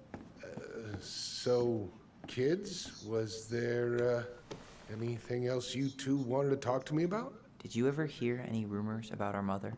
Like, who our father might have been? I'm not exactly a rumor monger. Your mother was close to a few men, but whether they were your father, I couldn't say.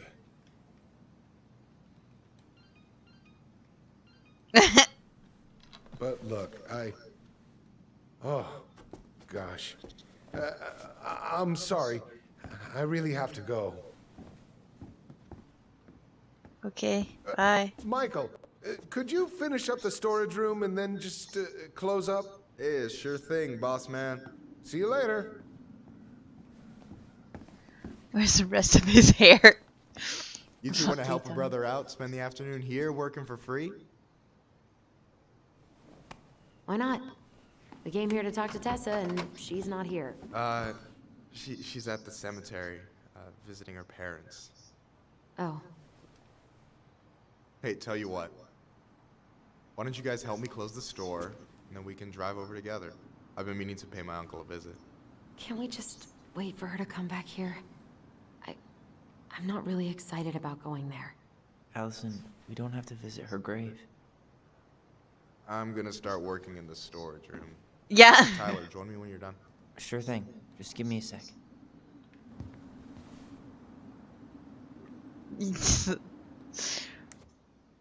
He knows something. I can't tell. Part of me, because I mean, part of me, it does seem like he's kind of.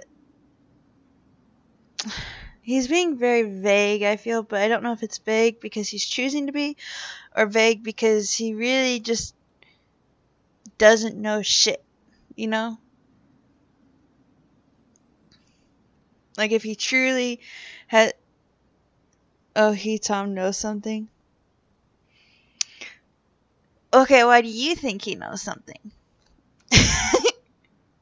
I keep going back and forth. I can't tell if he's just that, I guess I want to say naive, or really staying out of everyone's business to the point that he knows jack shit, which I would find hard to believe since he's married to Tessa, and Tessa's very much into everyone's business.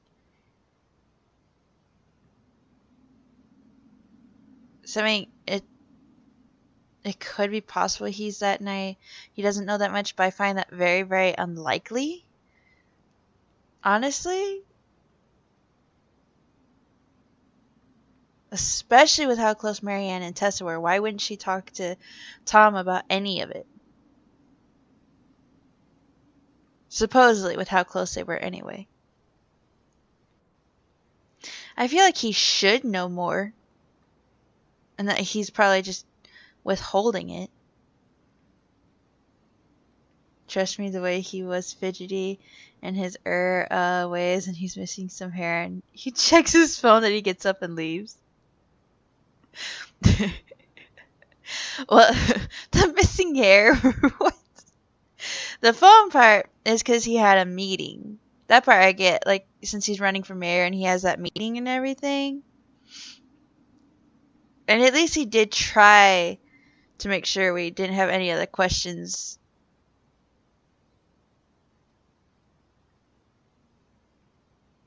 But the topic obviously made him uncomfortable.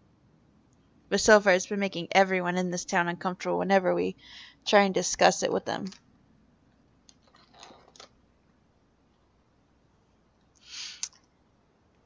Everyone's suspect.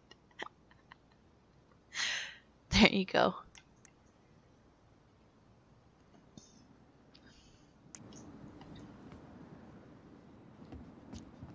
Where'd that question about our father come from? Curious what he knows. I've just been thinking about who he might be. And if he knows anything that could help us figure this shit out. Why? He wasn't a part of our lives. Besides, Marianne always said we never had a father. Well, her name might have been Mary, but I don't think she was a likely candidate for Immaculate Conception. Hey, so you look less than thrilled with the plan. Yeah, like I said, I am not stoked to be going to the cemetery. You won't be alone. I know, but I'll be there too. And Michael. I'm not sure I want to drag him into this. Hey, he offered. He wants to be there for you. For me, huh? Well, I need to get the store closed, so go give him a hand. Yeah, I just love that little chat. For me, huh?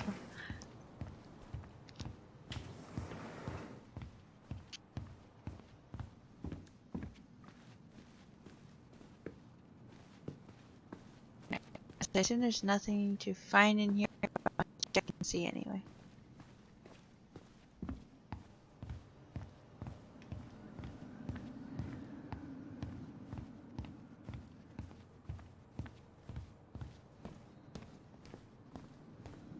Oh, the All right. storage room. I already counted there, but I just need you to double check a few things. It's not complicated. I've got this in the back. Oh yeah? Because you're just that good, huh?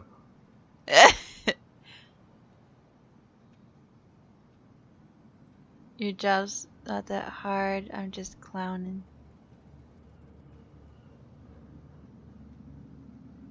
Just clowning. Shit. I'm clowning. I don't even know where to begin. What do I do? Yeah, let's start with an easy one, alright? Go to the back of the room and tell me how many cans of Molto Bene brand tomato sauce we have left. Aye aye.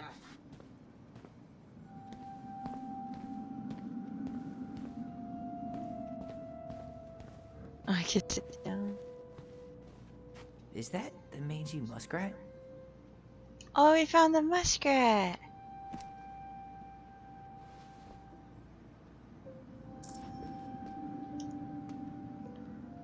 Is that a picture of a priest with little hearts? Yeah, that's the hot priest who hosts Bible study with Tessa. For the record, that was Allison's doing. She had a crush on him for ages. But he is very, very hot. Shit, yeah. I remember him from when we were kids. That's Father Batista. Yeah, he's got that silver fox thing going on now, see? Yeah, yep, I see it. Oh yeah, and on the side you can see engraved A and B.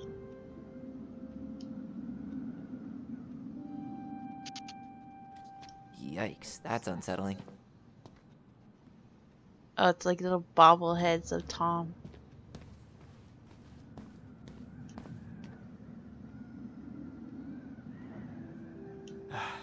The only processed food Marianne ever let us eat. She said they were her guilty pleasure. No, that's not what Michael wanted. Well, I know that. I'm just looking.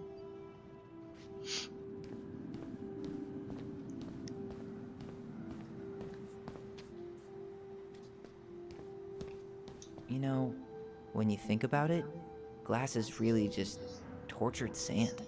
Huh. Have you been sniffing the spray paint, Tyler? I've been sniffing spray paint.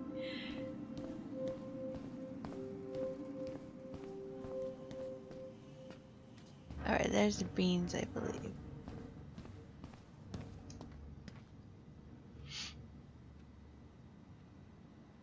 I wonder what's in that box. Maybe I should pick up some for Allison? Or detergent?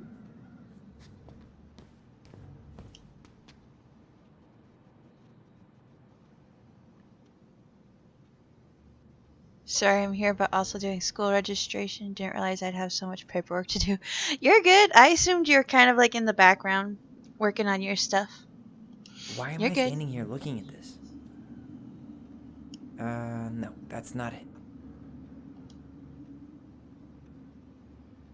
We're just looking to look. Dang. Oh, I drank this at a party once. It did not end well. Oh, any good stories? I mean, probably, but nothing I remember really makes sense, so...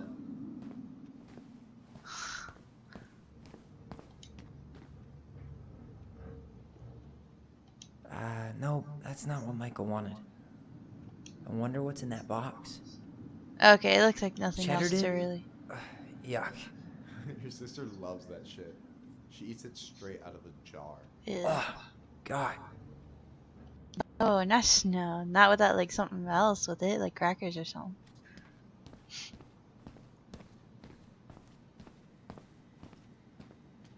Just called my advisor and was like, is this all due today? Luckily we have until classes start, but holy shit. Dude, yeah, if I saw all that paperwork even, I would be like, you this is all for today. You have some time to complete it though.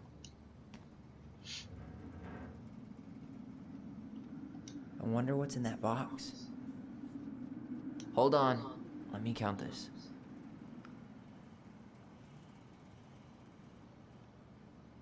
14. There's 14 cans of Malta Bene tomato sauce. Okay. Sounds about right. Man, I'm so good at this. That was easy. I need you to count the bottles of bleach for me. On it. On it. I don't need any of this. Yeah, I was just saying, get some of them. He kind of gets like the memory thing. Ooh, paint. We could use some of that at the house. Why am I standing here looking at this? Okay. We got an email about orientation last week, and for undergrad, that just meant you showed up and got a tour of the school. We have a bunch of documents to read and sign and paperwork to fill out. Oh, Jesus.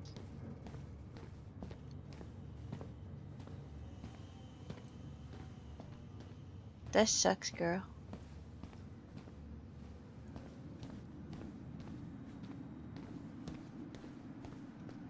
Bitch.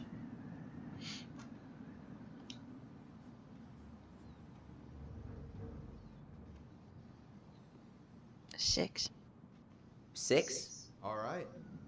Not bad, Tyler. Not bad. Careful. They might give me your job. Oh, you can have it. What's next?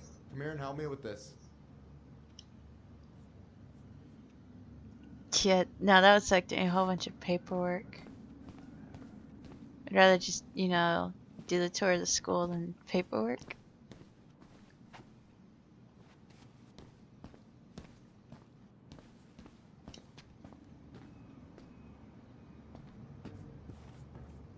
What's up?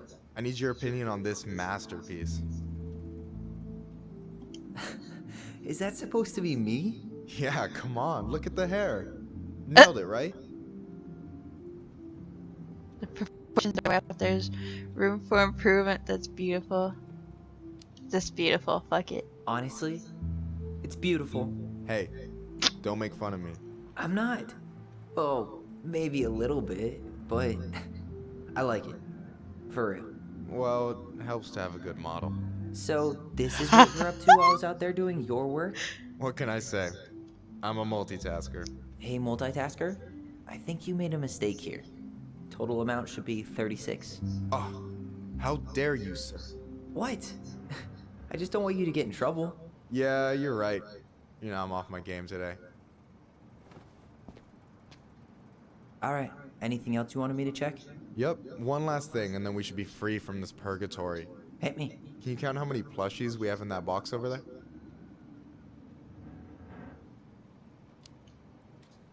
Okay. She's not these, right? Are these plushies? I thought they were bobbleheads. So... Nope, they're plushies.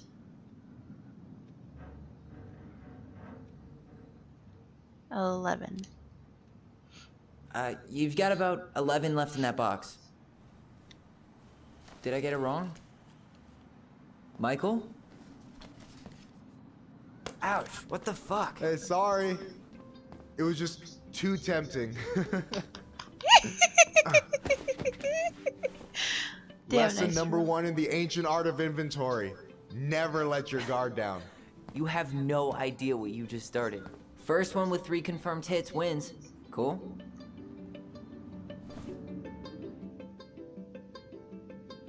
Oh, right in the face. Hey, shoot. I'm doing like trigger or something.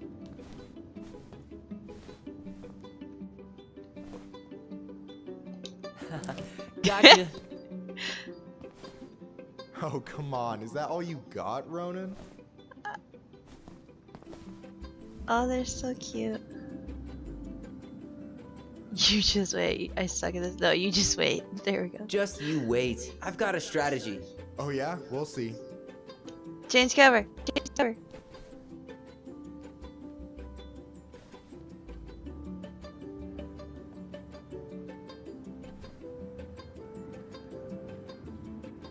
Oh no. So is this a typical workday for you? Nah, I usually don't have such good-looking company back here.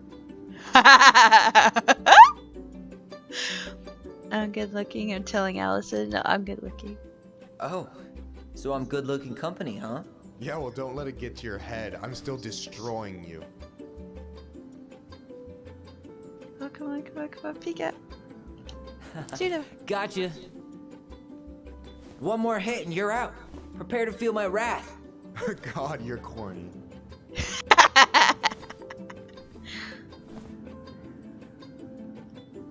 Come on. Oh no, Hey, where'd he is go? it cool that we're throwing these toys around? Aren't you guys gonna like sell them? Nah, supplier made a typo on Becky. Can't sell any of them. Cool. No harm, no foul then.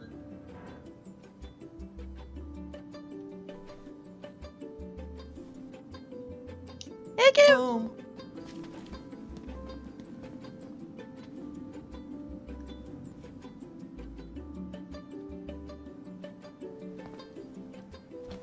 Oh, man, you're good. I told you not to doubt the golden arm. Well, I'll never make that mistake again. Okay, I'll need to finish this inventory thing real quick. Your sister's probably done already. Here, let's hit the bitch's grotto. The what? Fancy name for the couch where Allison and I sit during breaks. Ah, alright, cool. Let me see what you've done with the place.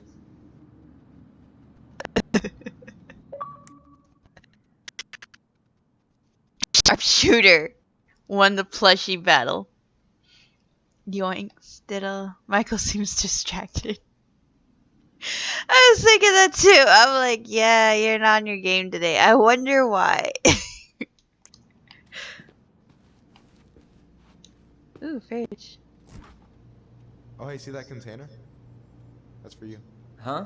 It's the trout I caught yesterday at the buzzard hole. Grilled it up with my world-renowned marinade.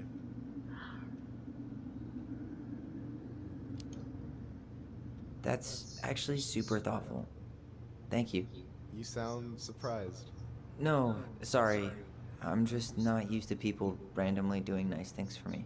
Oh, we'll have to fix that. We'll have to fix that. Dude. He grilled it. Oh, I can't sit on the couch with him. Damn it.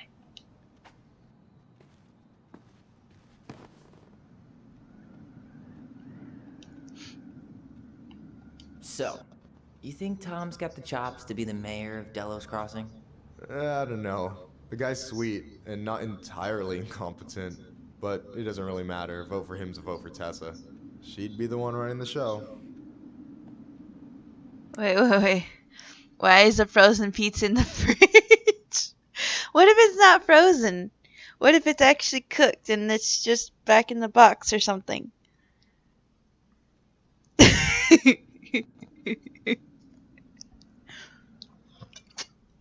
I mean, I was kind of wondering the same thing. But...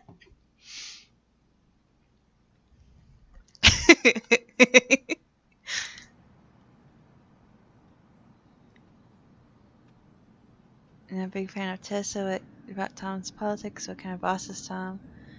Not a big fan of Tessa. Nobody saves the boxes. Ziploc that shit. Okay, good point, actually. Because even I don't save the boxes and put it back in. I don't know. If I'm done with it, I put in Ziploc bags, too. Good point. So I take it you're not Tessa's biggest fan? Yeah, you know, every time I put up flyers for queer events, she accidentally covers them.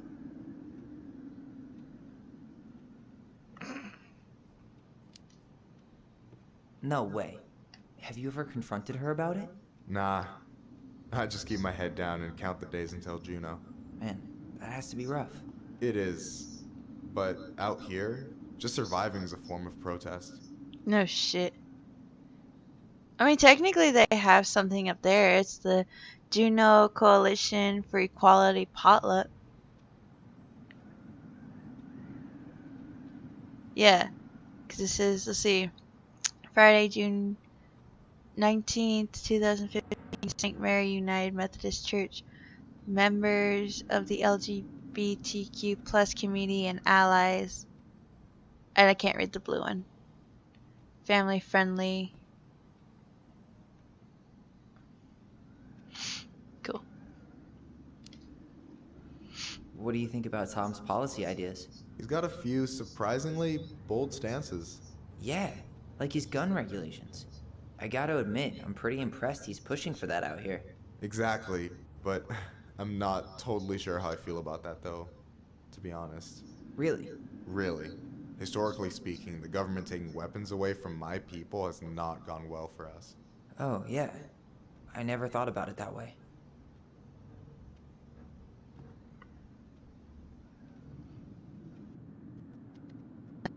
Agreed, and then I think he addresses that. She'd only let him put that up back there. Oh. But not out in the public, basically. And even then, she threw a fit, what it sounded like. Okay. I wouldn't be surprised if she threw a fit over it. I assume she would, and it'd probably end up being one of those just whatever it's back here, you know, in the storage break room, no one's gonna see it type thing, but anything out in the public area would be like a no.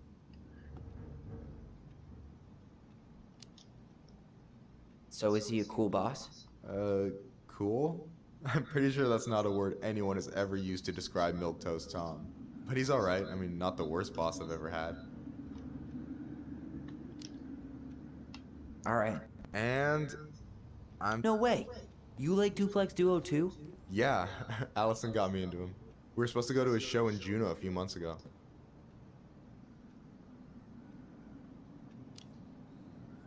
Alright, you know what's up? You listened to his earlier stuff? The Dark Arc of Destiny? Not yet. It might be a bit experimental for me, though. Ah, yeah, definitely. One of the songs is like 9 minutes of the same MJG drum machine sample. Fucking brilliant. But not for everyone. Here we go. I'm surprised Tessa let you hang this up. Yeah, she hates it. But as long as I don't promote my lifestyle in front of the customers, she doesn't say anything. There you Man, go. Must be exhausting to spend your days educating these people. Here's the thing, I don't. Opening the mines of this town will be a full-time fucking job. No And shit. emotional labor pays shit. Do you ever get lonely here? Have you ever been with anyone here? I asked, does he ever get lonely? Do you ever get lonely in Delos Crossing? Yeah, sometimes. So I'm always in Juneau working with the JCE, meeting new people. I gotta make my shit happen for me, because no one else will. Right. I feel you. Have you ever been with anyone here? Hey, I hope this isn't too personal, but you ever been with anyone in Delos Crossing? I dated a guy in high school for a minute, but we had to keep it quiet. I've been with a few other people, but that shit's tricky out here. And what about you? You ever been with a guy? I mean, assuming you're into guys, which I guess I kind of did. Oh. Still figuring my shit out. Never met the right person. Nope, we're doing that one. Never met the right person. I've never really been with anybody. Guess I was too busy processing trauma or whatever. But if I met a guy I was into, who knows? Anyway.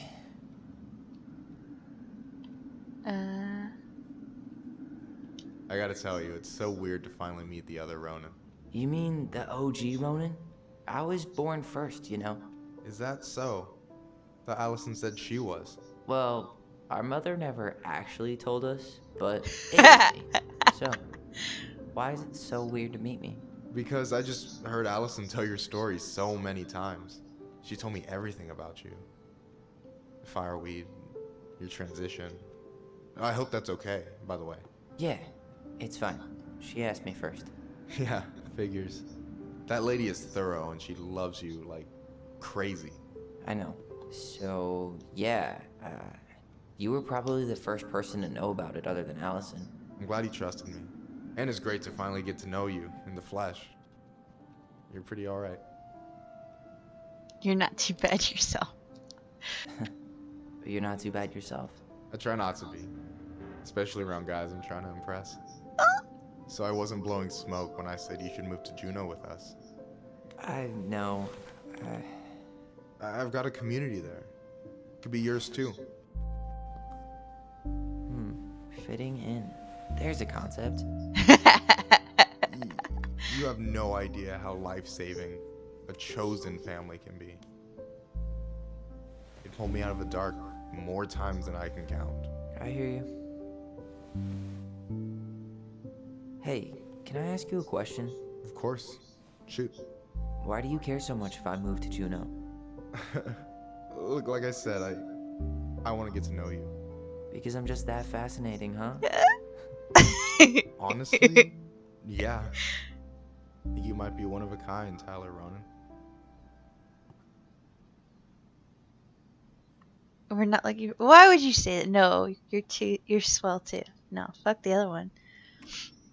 Well, golly gee, Michael. I think you're swell too. You're the cat's pajamas. I've got way better compliments than that. But I can't open with my best, right? It's cool.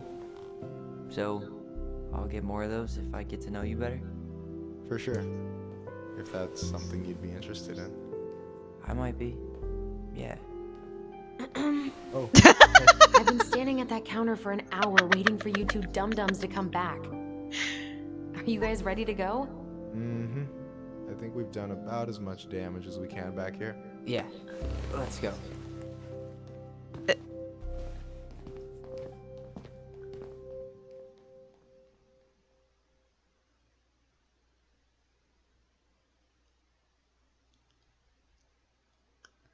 Yee, that's awesome.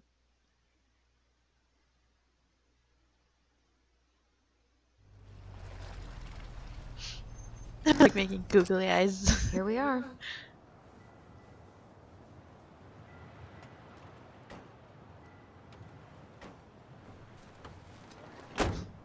Thanks for letting me hitch a ride over. No problem. You sure we can't drive you back? Nah, you're like stretching my legs. It isn't far. And anyway, can't put the wind in a bottle. Alright.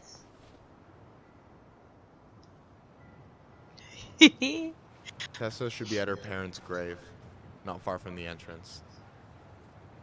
Look for a big crooked tree. You can't miss it. I'm gonna go check in with my uncle. Good luck. For real.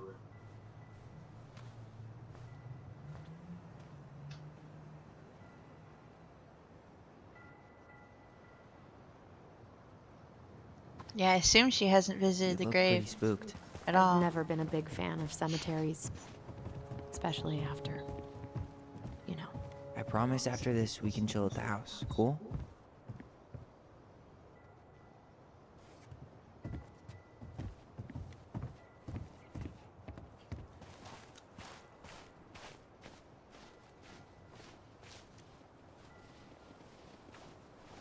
Oh, let's go this way. Hey, graves are back that way. My bad. Okay, not that way then. So, did you ever come back? Shh, keep it down. Better? Much. Why do people always feel like they have to whisper in cemeteries? I don't know. Probably just a mirror neuron thing. Oh, what? Monkey see, monkey do. Monkey do. Yeah. Anyway, have you been back here at all? Since the funeral? No. I've never had a reason to. Thankfully. I was wondering that too, if she had been back here yet or not.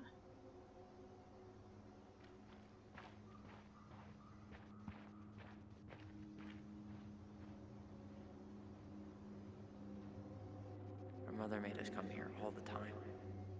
It was so weird.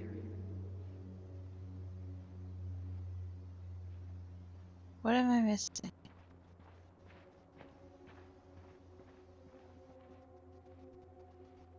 I know the memory's gone, but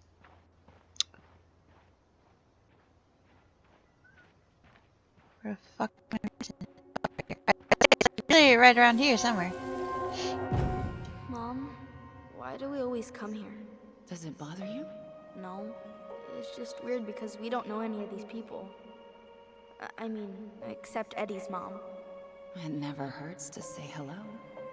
Because they're very lonely. That's right, sweetie. And sometimes, even if you can't see them, they stay with you. In here. Always here. Mom? Always. She loved us. A lot, but sometimes it was like loving us hurt her. Do you think she was just really scared of losing us? Maybe. Yeah. But I don't know. I mean, most parents are scared of losing their kids. Or the father's dead, and so then they're basically walking reminders of their dad.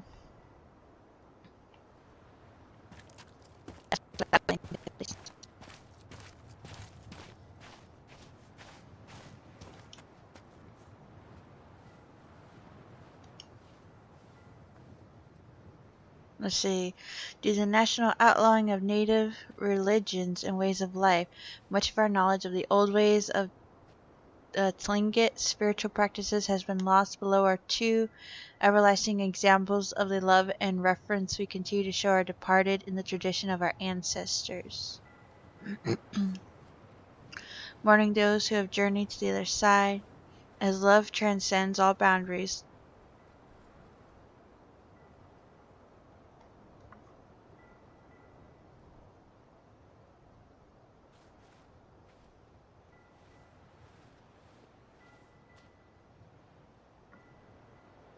Okay. I couldn't tell if someone was at the door or not.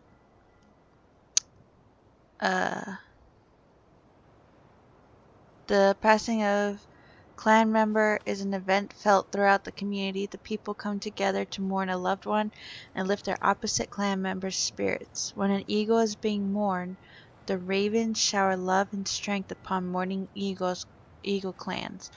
Likewise, when a raven is being mourned, the eagles are there for their ravens. After this service, it is customary for members of the opposite moiety to comfort the grieving family by bringing out their Adau clan-owned regalia to symbolically catch tears before they hit the ground and comfort grieving clan members with support. Celebrating life. The 40-day party is observed 40 days after the passing to pay respect to the departed. What's up, kitty?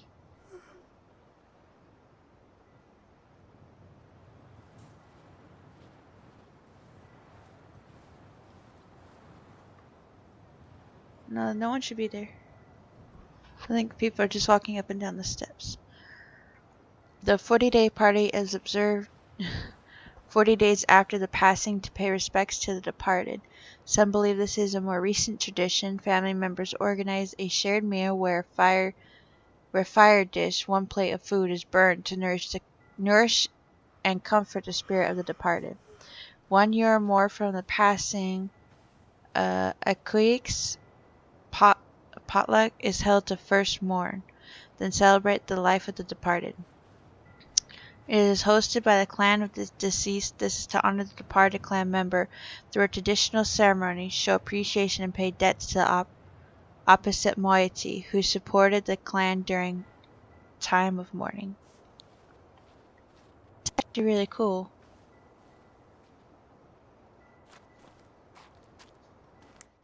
Oh, do you still want to play something tonight since we aren't doing Among Us? Otherwise, I'll just do Pajamas Sam or Skyrim, but want to check with you first. Ooh!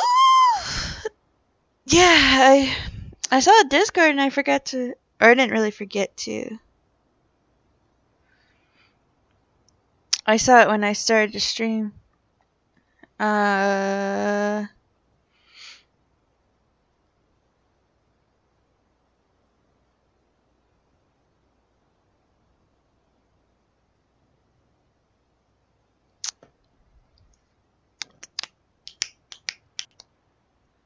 Totally no pressure.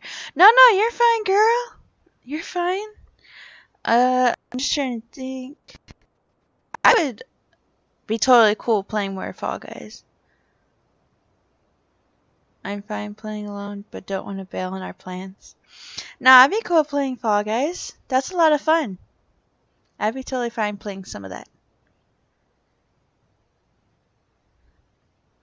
Yeah, because I was trying to think if there's another way that we could play Among Us, but yeah, especially with it being a Monday, it's kind of hard to get people. Because I was like, well, I could ask some of my friends who play it, but they normally play on the weekends because they're all busy during the week. So yeah, it'd be kind of hard finding people to play with us.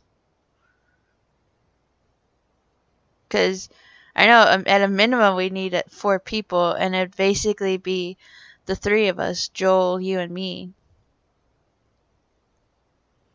So then we'd still need 1 more person. But yeah, I'd be cool playing Fall Guys.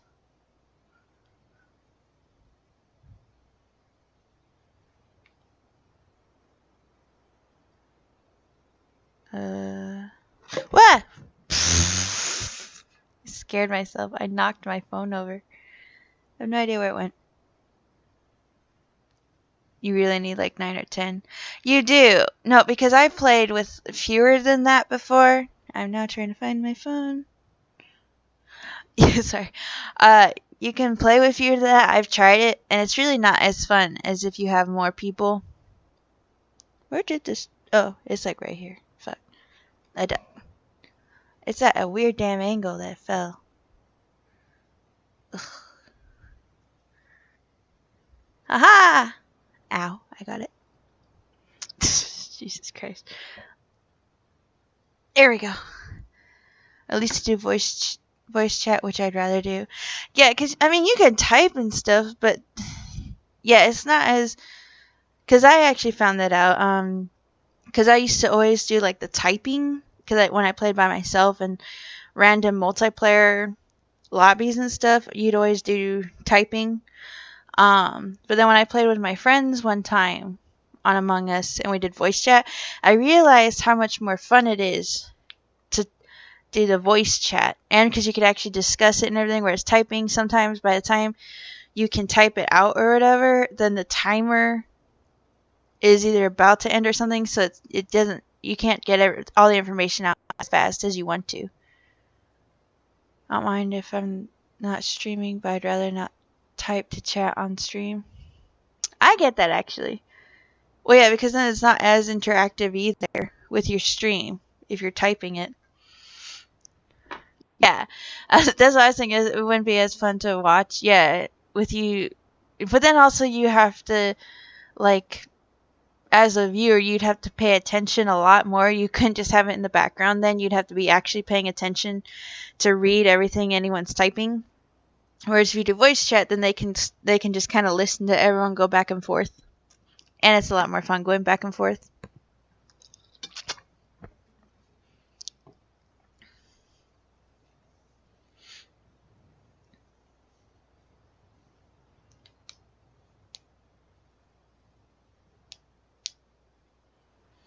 Right. Yeah. Because I was thinking, because I was like, well, I mean, we could try and make like a lobby and do random players, but then you don't. By doing random players, there's a whole lot of variability in there that you don't necessarily want to deal with, especially on your own stream.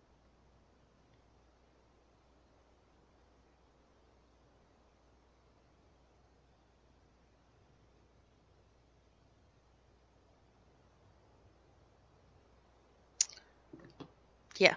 Because I was thinking about that, and I was like, well, I mean, even if you did like got people on voice chat, there's too many variability, like, you know, their personalities, how they would be, and everything. Yeah, totally.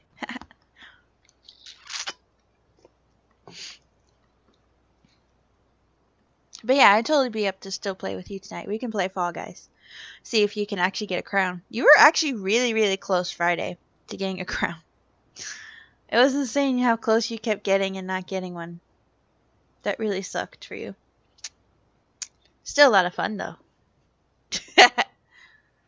Okay, we can do some Fall Guys. Cool. Cool, cool.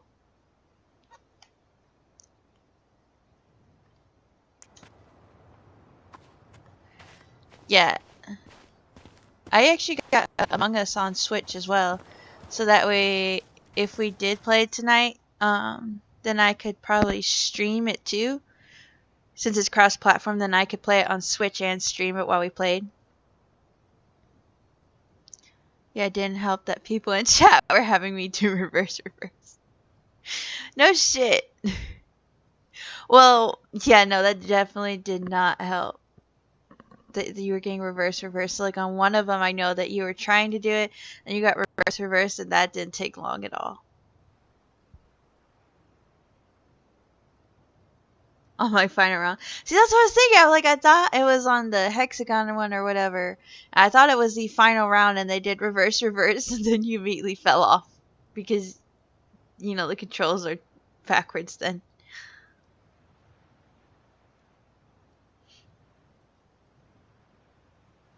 Hopefully no one will mess with you as much tonight so you can get the crown. They did it to me last night too during a really hard boss part. Like, what the fuck are you guys? Oh shit, no.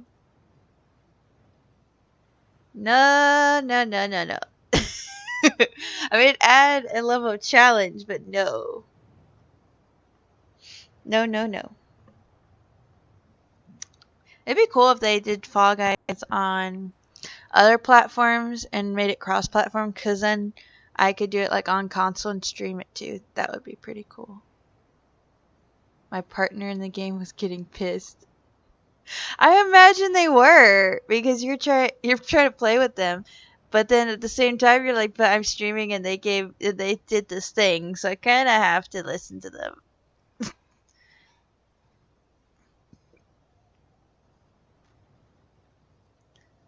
What happened to sound alerts? Oh, yeah, I disabled them just for this one. Just for this game, because since we're focusing on story, and since it's more of an emotional storyline, I disabled the sound alerts temporarily, so they wouldn't take away from the experience.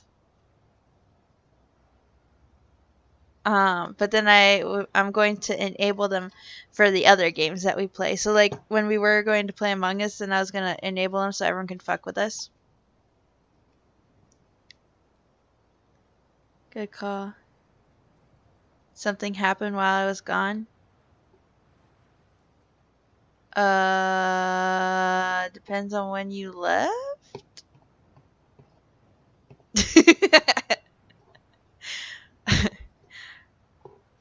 I like that you did that for this game. Yeah, because last time, Thursday, I kept the sound alerts on.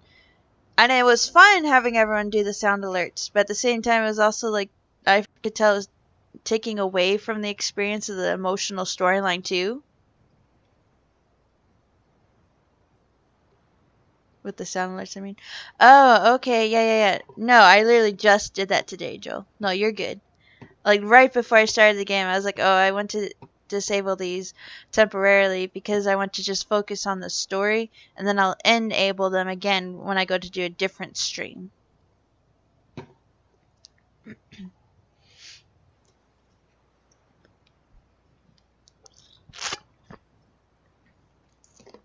So, yeah. No, you didn't miss anything. You're good. Alright, so we started over here, which was actually pretty cool. I know. I was thinking that as I was disabling it, I'm like, Joel won't get his grand entrance. No, I agree. I plan on doing that for emotional storylines again because I wasn't a fan of them during this game. Yeah, because what's really cool. Here's the crooked tree, but no Tessa. Let's check around for her parents' grave, just to make sure this is the right spot. You think it's possible Michael remembered it wrong? Well, I've done inventory with him before, so yes. Yeah, because while it's really fun and everything, especially emotional storylines, I feel like the sound effects kind of take away from it. Also, because then you're being distracted by the sounds. This might take a while. Look, there's Michael. Taylor Phillips. Oh, she's up ahead. Okay, where? No dice. Here lies Robin Becker. May he rest in peace.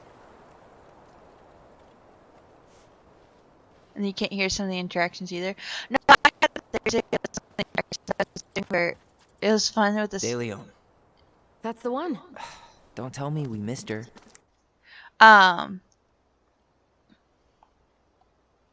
So I feel like you, the audience, can miss something easily too.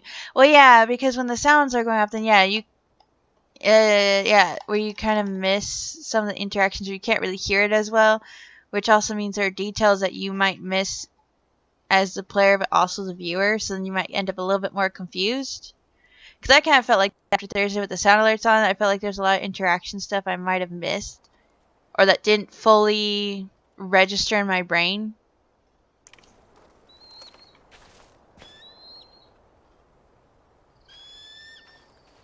Hello, It's an Mr. eagle. Kids, it's time.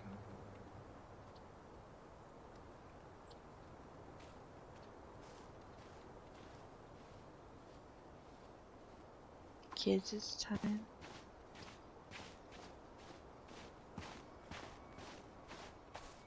Wait, is this the one we called Big Crookedy? The exact one. Why didn't we call it Gnarls Branching? Total missed opportunity. Because we weren't hip to basketball back then? Or CeeLo Green? Damn. I remember it going all the way up to the clouds. Everything does when you're 4 feet tall. Do we really have to go, Eddie?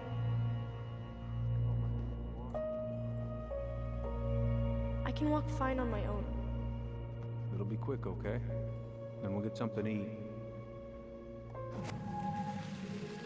The day of the funeral. I barely remember it. That's probably for the best. I don't think either of us are exactly eager to relive what went on behind that gate. So...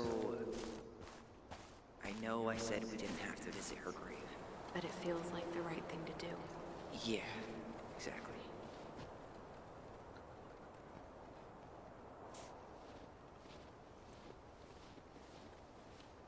Yeah.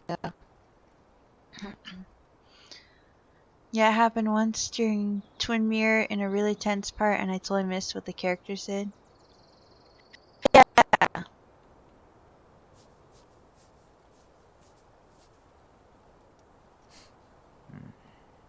Well, yeah, because then also some. Well, part of me is like, okay, cool that you guys are having fun, but at the same time, like, I have no idea what they just said. They're trying to take some experience too. So that's why I turned it off, because I'm like, well, there's some games I don't mind the sound alerts, and there are other games like this one where I'm kind of like, I don't really want it right now. Kind of like if you're trying to watch an emotional movie, then having a lot of interruptions and stuff just takes away from it. Honestly, I'm tempted to turn off reverse. I want to get a fucking crown. But yeah, I mean, you could even put something else in its place, not reverse, you know, just put something else entirely.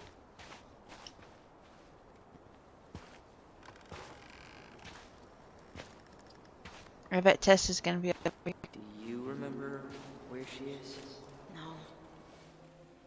And for what it's worth, I remember staring at the water during the funeral. Allison, please. I'm not going. Allison, come back! Yeah. Any hope that this would be easier than last time? Totally gone. At least this time no one's sending me away. I'm holding you to that. Afterwards, you and I had a moment over there by the totem, right? I wonder if we could see that. Doesn't hurt to check.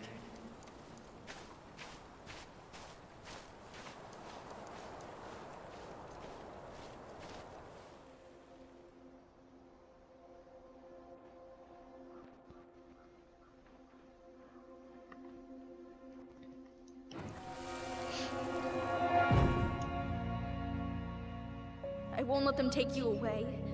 I'm gonna tell them the truth. You swore, Allison. I'm gonna be okay. Please, don't worry about me.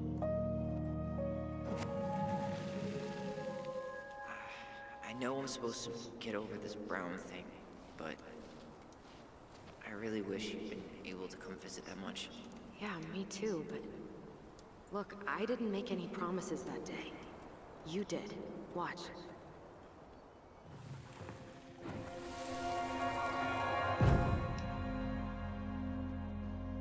like you killed her.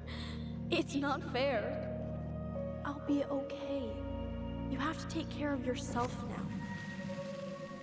See? It's possible, but I don't think so. Well, I know so.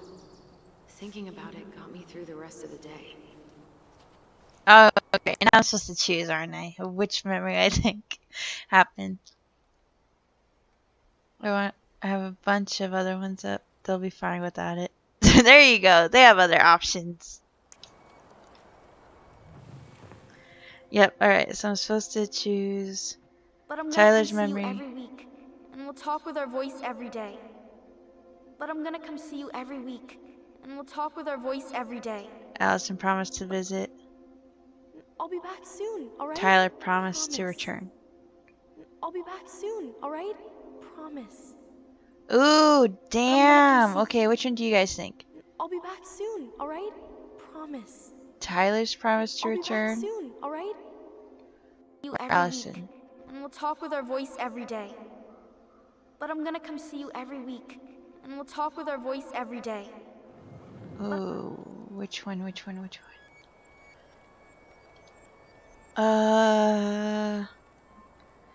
I mean, technically, if you went with his, he never broke his promise because he is technically back.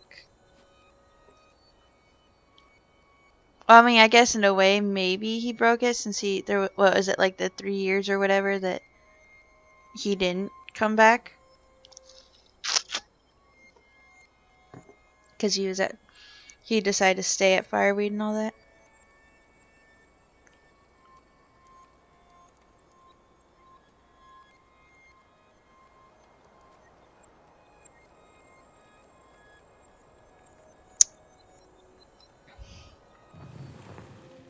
I'll be back soon, alright? But I'm gonna come see you every week, and we'll talk with our voice every day. But I'm... Damn. I do really like, too, that they actually put in your footprints in the snow. That is super.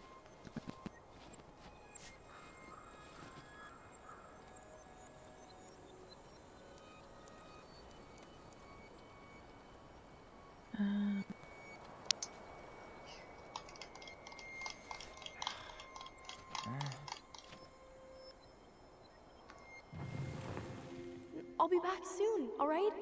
Promise. But I'm gonna come see you every week, and we'll talk with our voice every day. But I'm gonna come see you every week, and we'll talk with our voice every day. I'll be back soon. Allison's promised to visit. Tyler promised to return. But Honestly, I feel like I want to choose Allison's memory where he mentions he'll return.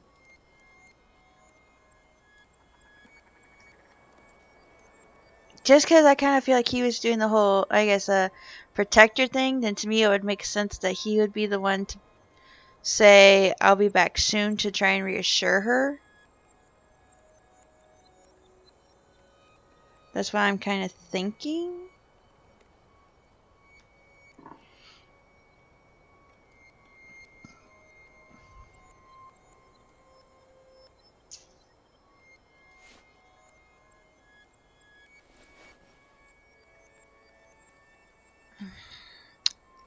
Yeah, the reason I would choose Tyler's is just because it's Tyler's memory. That's the only reason I would choose his at this moment, is because I'd want to be on his side, per se.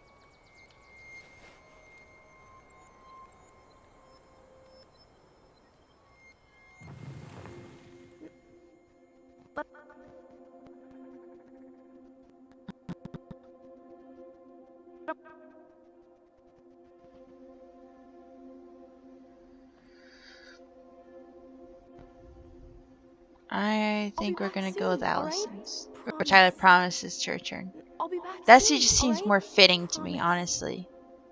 I'll be back soon. I'm gonna come see you every week, and we'll talk with our voice every day. Yeah, I feel like Allison's memory fits more than Tyler's on this one. Right? Promise. So we're gonna do Allison's I'll be memory. back soon, alright? Promise. Chief Brown's gonna take care of you. We'll be okay. You'll see. Kids. About to start. I'm sorry it took me so long to come back. I got so caught up in everything that... You really don't have to explain. I understand what you were going through now. Are you ever gonna let me finish my sentences? No. Maybe someday, but not today. Yeah, I was like, no.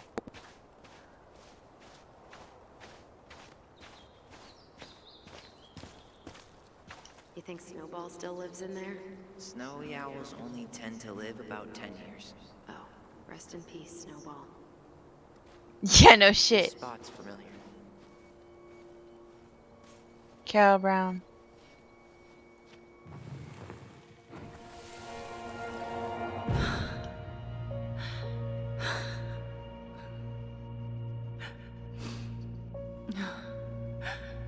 I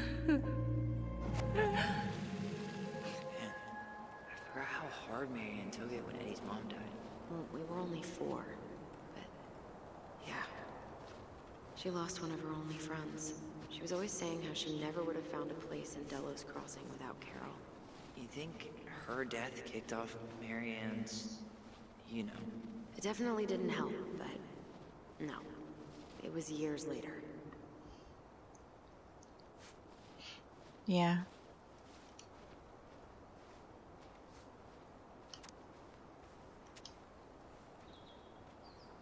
Yeah, Carol Brown.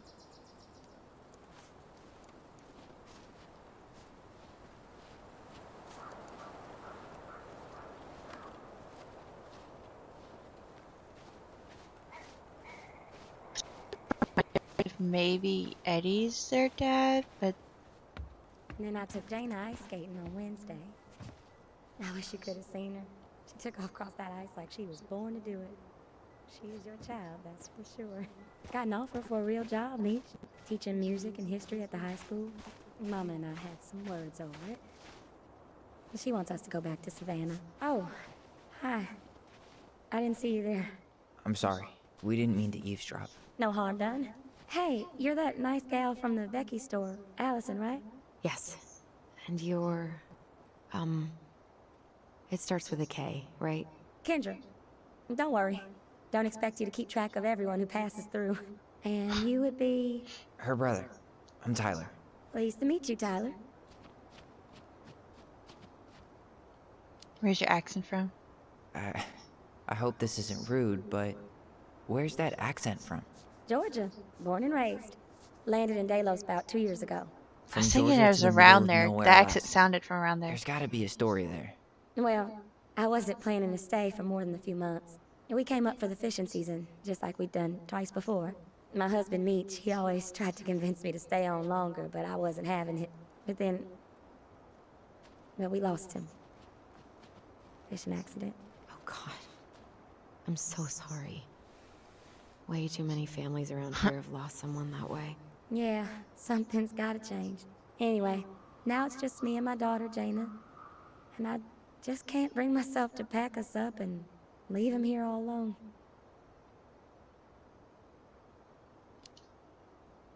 Do you want to go back to Georgia? Well, that's the real question, ain't it? I never used to like it here. Too cold, too quiet, like a frozen desert. Thousands of miles from family. But these days, I finally started to see it the way Meech did. All the beauty. Are you okay? Yeah, I just wish it hadn't taken losing him to get me to come around. I'm realizing now I fought him more out of stubbornness than anything else. That's gotta be hard. Yeah. Don't ever let your own sense of what is come between you and the people you love.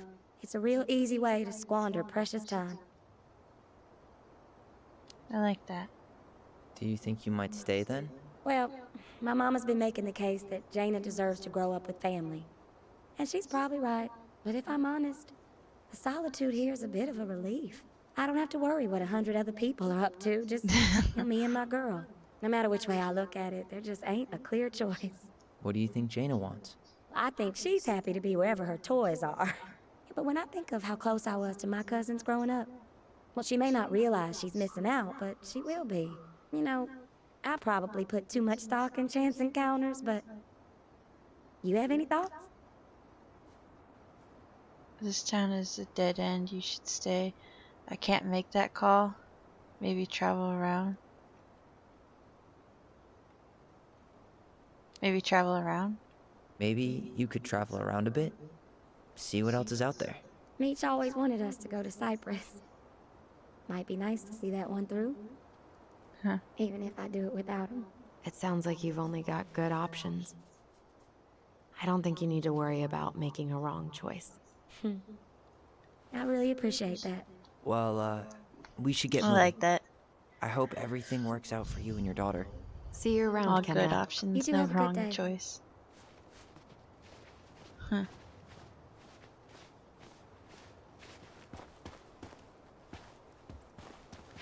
Yeah. She got kind of stranded out here. I know. Ty. This is it. Right. Yeah. God, I think I need a second. I'm gonna have a look around, okay?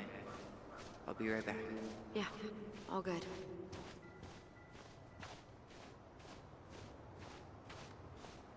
Okay, what are we looking for then? Or is he just take? Well, she takes a second. He's just wandering.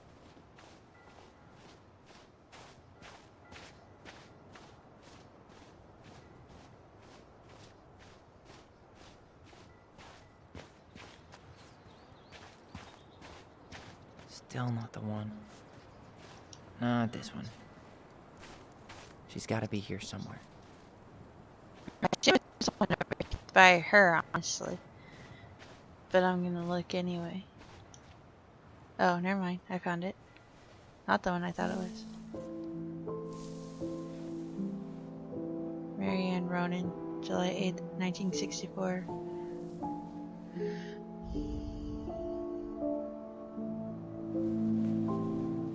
To March 1st. Allisons.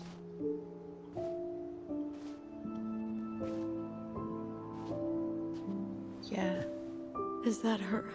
What the hell was going on with you? What? Broke?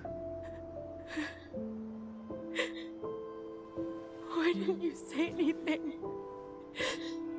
We were your goblins.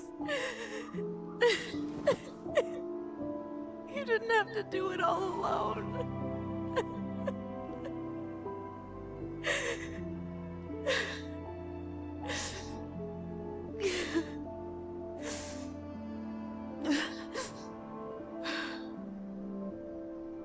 Tessa? Kids, I wasn't expecting to see. What are you doing here? What are you doing here? Feeling a little guilty, maybe?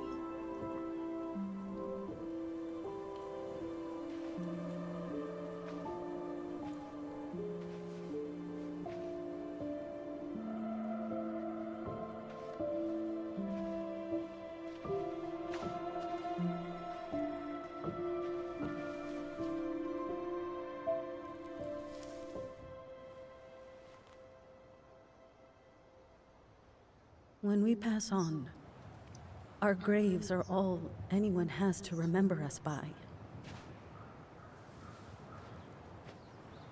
Letting hers just fall apart would be cruel. I'm not a cruel person. Cruel enough to call social services on her mother. I wanted to protect you. Marianne was getting worse all the time. I was afraid that if things kept going the way they were, then one day... We were going to end up dead? Look, I'm sorry I didn't tell you the whole story back in the store, but I didn't want you to... Enough with the excuses. What the hell happened to her? Why'd you turn your back on us? Your mom was always just barely getting by, and over the years she burned a lot of goodwill. It got so bad, no one was willing to hire her. And the stress of that, well, it took its toll. I tried to help, but she pushed me away. She pushed us all away. In the end, she isolated herself from everyone. She was alone and out of options. She had us, until you threatened to have us taken away. I couldn't let her drag you down with her. She had you stealing for God's sake. Your mother never wanted to be a part of this community. She always thought she was better than the rest of us. A spoiled little girl playing fairy princess in the woods. If she just settled down with someone instead of running around with married men, well, just ask Sam Kansky how much better that would have been for everyone. Wait, what? Oh God. What happened between them? I wasn't thinking. Please, just forget I said No, anything. you said now, sweetheart. Tessa. All I know is whatever went on, Laura left Sam over it. But I shouldn't have said anything about that. I promised I wouldn't. I'm sorry, kids.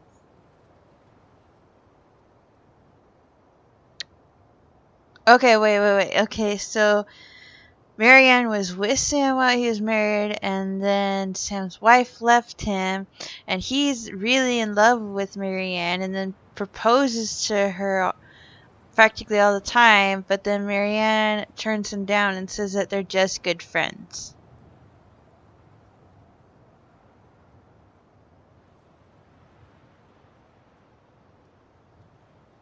I'm trying to be understanding of this, but I'm really not in that regard.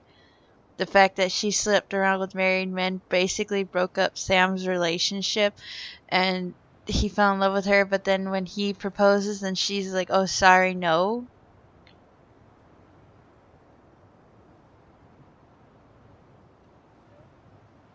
I have trouble with that. Punch her in the face. Friend zone. Jesus.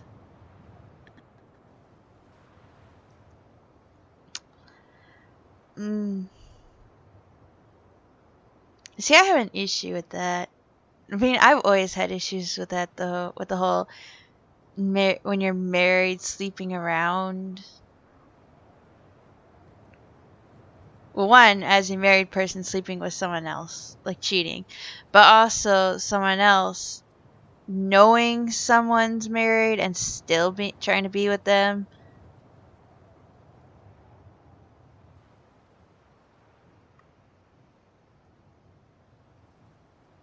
May not be what you think, though. See, I was kind of thinking that. I mean, like, I was kind of thinking that it's probably not.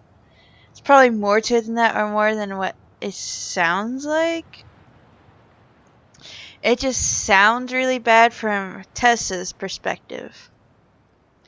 I'm sure if we talk to Sam, it'll be a different perspective if he would want to talk about it, but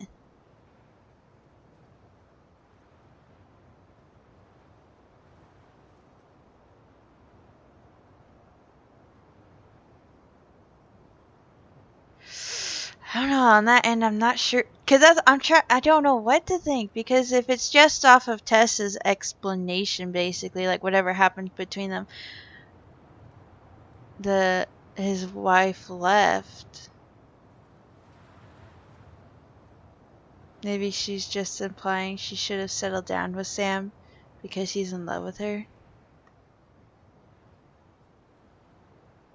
No, that I agree with that. I totally agree with that. Because I feel like that's what she was implying too, is that she was implying since he loved her that he would feel differently about Marianne settling down and everything. It's just also with the way she said it. Like, well, and the way she said it in that is, I was like, okay, so she's just implying that because he's in love with her, then she should have settled down with him and everything. But then when she added, I guess, shared the part about Lara or whoever leaving him because of whatever was between them, then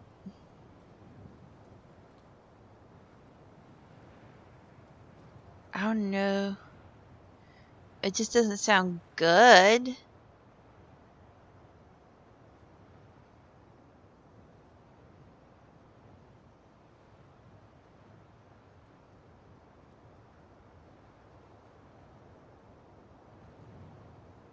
Honestly, so far everything is making Marianne sound really, really bad.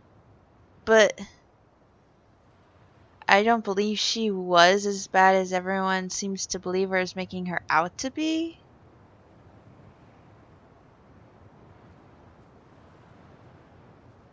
Like, you know, with the incident reports and then Tessa's thoughts here.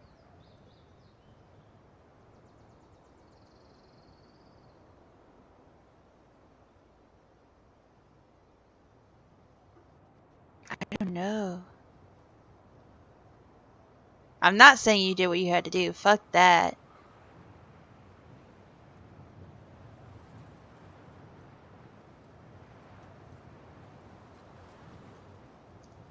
I'm mainly between you could have done better and you destroyed our family.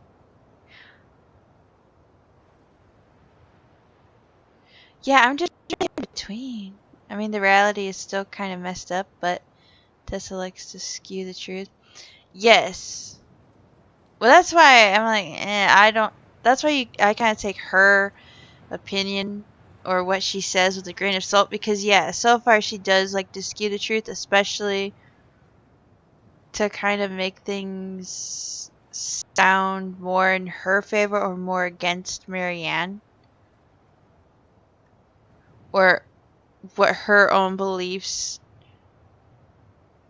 would be of what Marianne is doing and everything.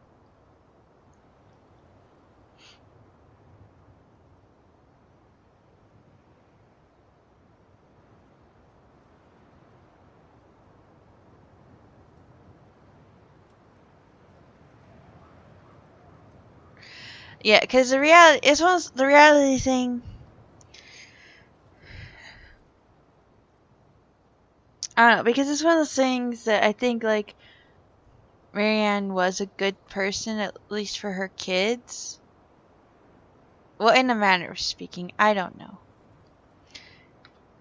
Or maybe it's my own wanting her to actually be the better person and a better parent and everything, but then in reality, I mean, while she was doing the best she could, it might have not been enough or ideal for everyone.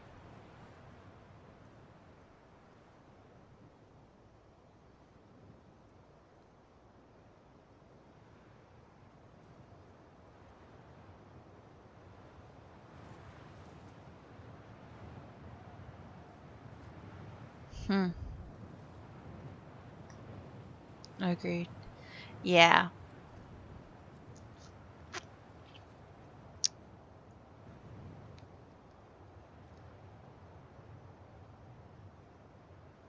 I'm still not going with X. I'm still not saying you did what you had to do. I'm still going to go with like you could have done better or you destroyed her family. You destroyed her family kind of seems a little bit harsher than I want to come off.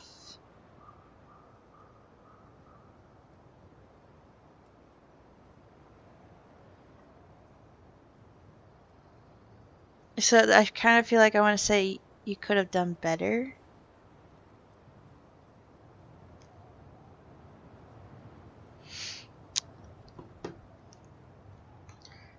Yeah, we're gonna say you could have done better because I don't want to say you did what you had to do because I kind of feel like that's accepting what she did or giving her pass or whatever bullshit.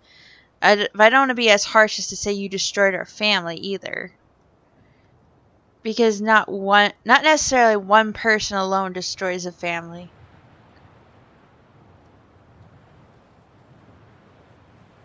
I don't want to say, oh, everyone else was against them and they're the ones who destroyed the family, because I would say that Marianne would have had to play a part herself for the family to be destroyed.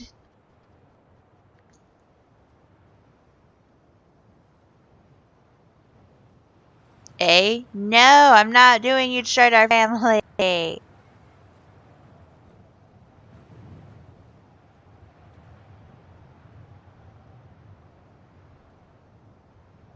I know you're. I know. I'm sticking by what I said. I know you're definitely sticking with the A. You destroyed our family. I feel like I want to do Y though because I feel like A is a little bit harsh.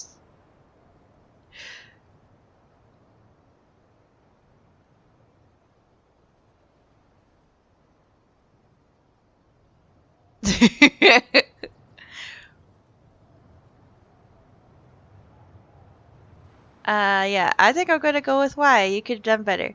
Cause yeah. I get that Marianne wouldn't let you help her. But there had to be a Just better saying. way to deal with it. Especially if she was having some kind of crisis. Yes, you're right. There were other things I could have done. Better things. I know I've made mistakes.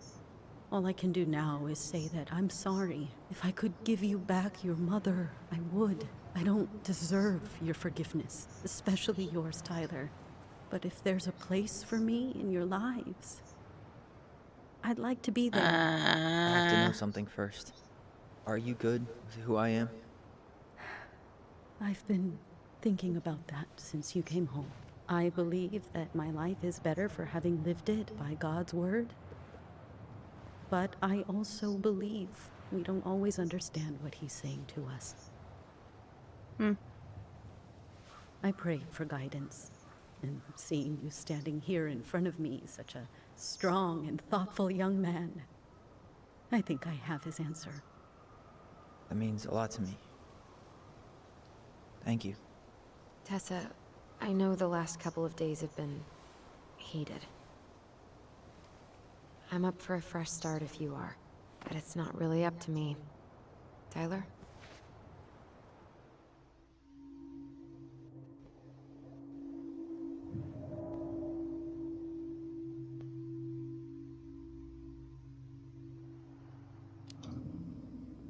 Are you really ready to forgive her? I think she regrets what she did, but I totally understand if you don't want to see her anymore. It's your call.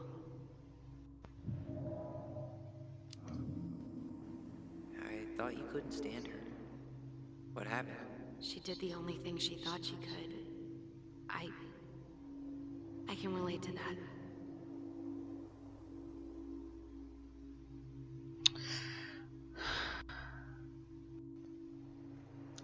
Wait, I wasn't paying attention. What did you pick? Oh, I picked why earlier. I picked why I did the you could have done better one. X, you think I can't forgive you?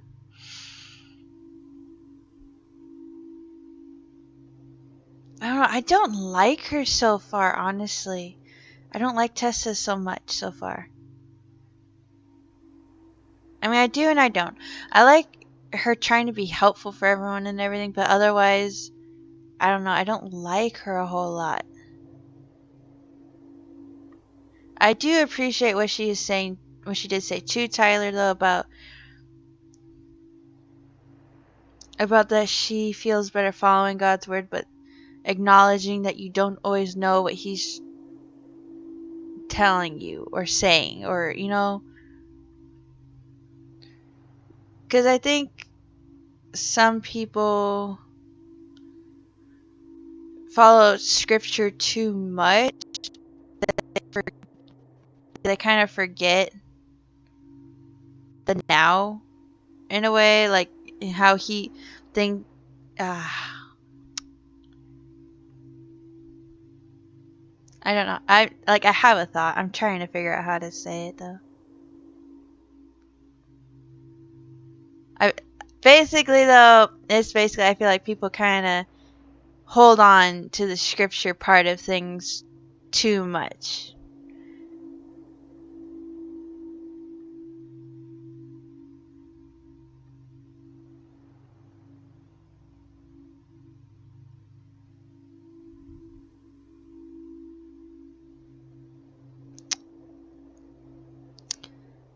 I don't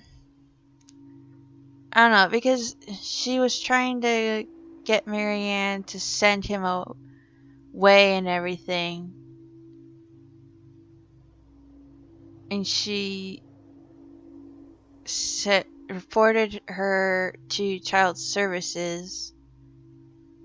She did try to help her out when she could with various things. like giving them food and everything. She did try to help out until I guess Marianne started to go downhill, or what she perceived Marianne was doing things as.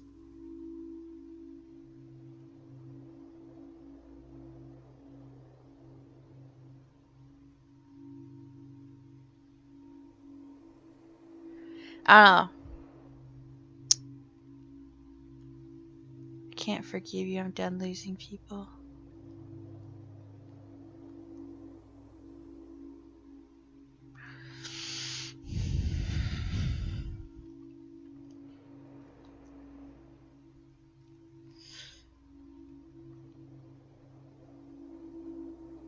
Personally, I'm kind of leaning towards X as well. I'm kind of leaning towards that I can't forgive you.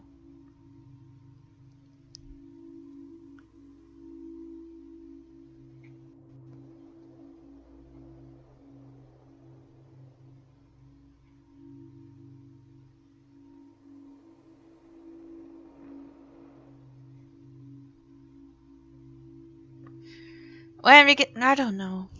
I'm thinking also from Tyler's perspective, because on one hand, Tess has been really against him. She knows what she did. She does know what she did, yes. And she even mentioned that she doesn't expect us to forgive her.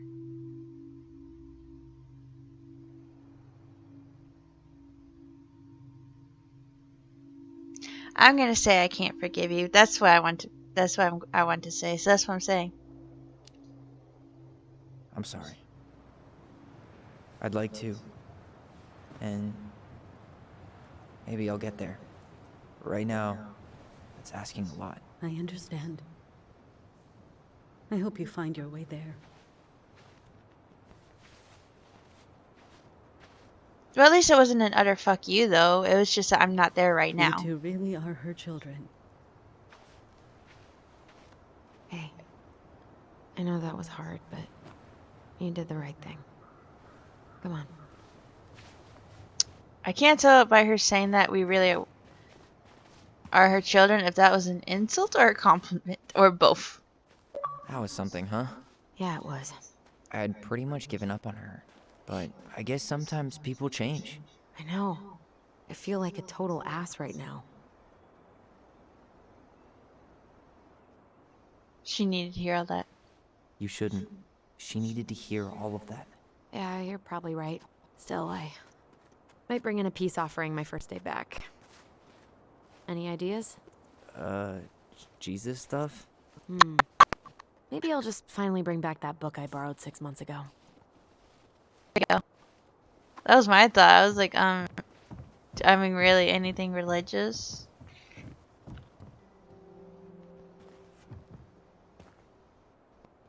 That is a beautiful view, though.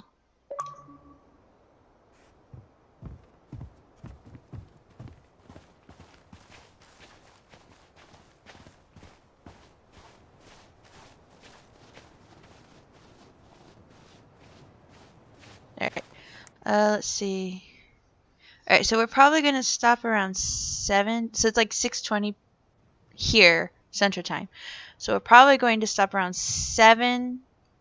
Because at 8, Brittany is going to start streaming, and we're going to play Fall Guys together. So I'm probably going to stop at 7, so I have time to kind of eat and everything, too. Otherwise, knowing me, if I go from my stream to hers, I'll totally forget to eat. So I'm going to stop at 7 so that I could get some food before we play Fall Guys with her.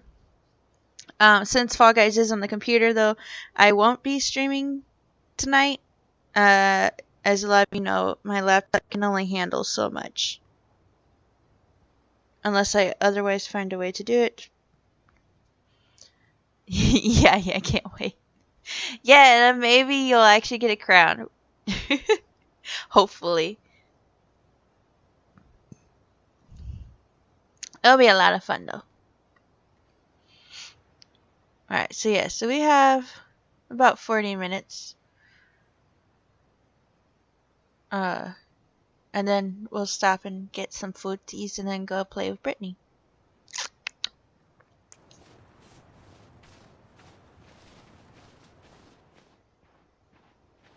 You want to sit down for a bit?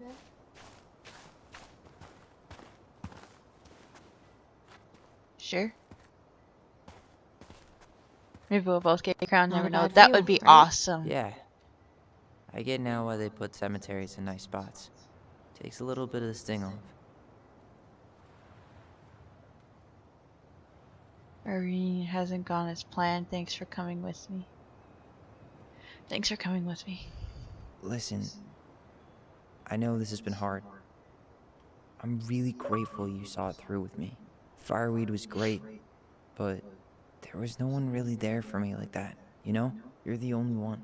Hey, brothers and sisters, right? But it's been way more brothers than sisters lately, which is why I'm trying to say thank you. You really don't have to. You saved my life, Allison. Only for you to end up locked up in fireweed for the rest of your childhood. Wait, are you still blaming yourself for that? Don't. It was my choice. It's just... I stole your life, Tyler. And then I totally wasted it. That's not true. You're on your way to Denali. My goal's gonna be a famous chef, and what am I doing? Nothing.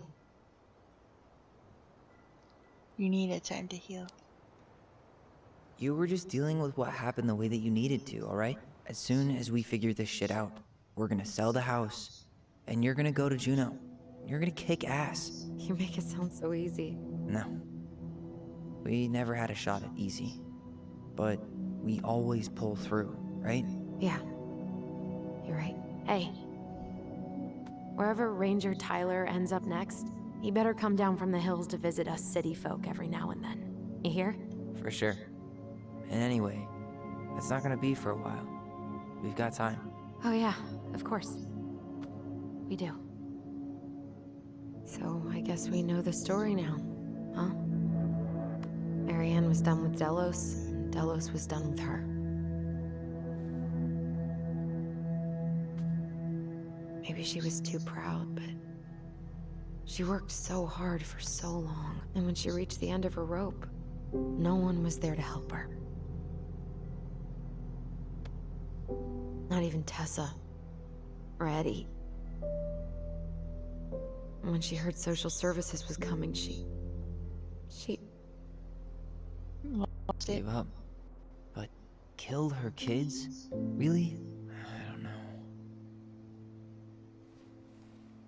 It still feels like there's something missing, right?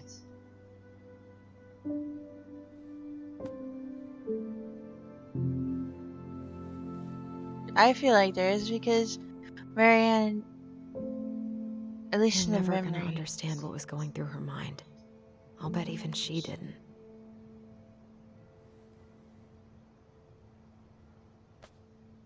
I don't know why she was grabbing the shotgun, but I don't believe it was to kill It's them. probably always gonna feel that way. I mean, that's true, I think.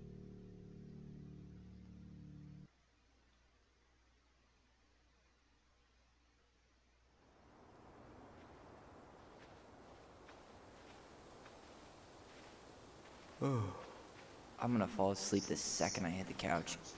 You better rally. We still have to do some cleaning before bed. Do we have to? Hey, whoever packs the most gets the big couch tonight. Shit. Allison. I'll get the fire extinguisher. What the fuck?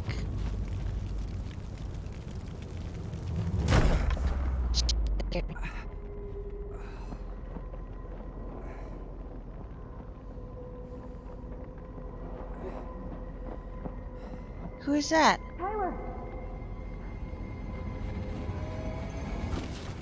Tyler, are you alright? Allison. Barn. Stay there. I got it.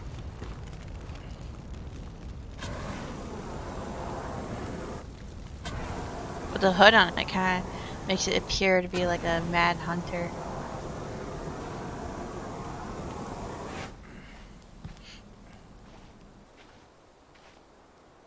What were they trying to burn? There was a guy. He smashed me in the face with the door. What guy? What did he look like? I'm not sure. I couldn't see straight, and he was all in black. God, why would someone try to burn down our barn? I don't know. But I'm going to find out. I am kind of annoyed that I didn't talk with Michael at the cemetery. I mean, she did just say, "Hey, there's Michael," and I wanted to go talk to him, but I was like, "Oh, maybe we can do that after we see her grave or something." And I kind of feel like I have a missed opportunity, especially maybe to advance Michael and Tyler's relationship.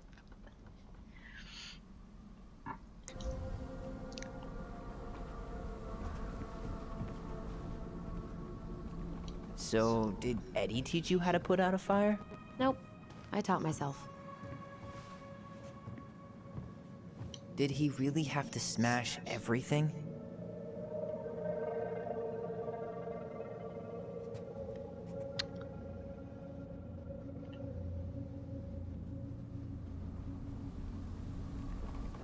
Oh shoot, maybe. Well, yeah, because she mentioned, "Oh, hey, there's Michael." I didn't actually go up there to go see if I could talk with him or not. So far, I know maybe we couldn't. But I mean, I didn't really see if I could. I can't remember the convo we had with him. Yeah, as well as I don't know if there was going to be a conversation or not. And I wanted to go talk with him. But I didn't think about the fact that you might not be able to go back after you see her grave type thing. I went, "Oh, I'll do it after we see her grave." And then I was kind of like, "Oh, I guess not." Or maybe I could have. There was a comment, but I can't remember what it was about. Well, now that I think about it, maybe I could have and I forgot. Because, I mean, we could walk around still after her grave and everything. I just wanted to go see what was the other way. Like, in my head, I thought, I didn't realize it was going to cut off. I thought if we went this way that we went, it was going to loop around or whatever, and then I could just basically go back towards Michael or something like that. It wasn't until after they were done talking on the bench and it did the cutscene to hear that I went, "Oh, shit."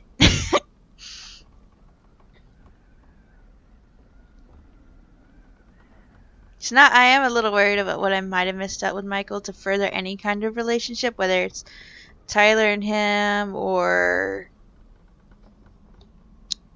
him and Allison or, you know, something like that. That's okay. We can always play this game again and see what happens too. Because, I mean, since this does have variability and different options you can choose, at some point I will want to play it again to do some of the other options and stuff. I think it was maybe about his loved one that passed. Yeah, his uncle. I assume that's probably what it was going to be about. If we did talk to him, it's probably just going to be about his uncle. But there should be more opportunities. Okay, cool.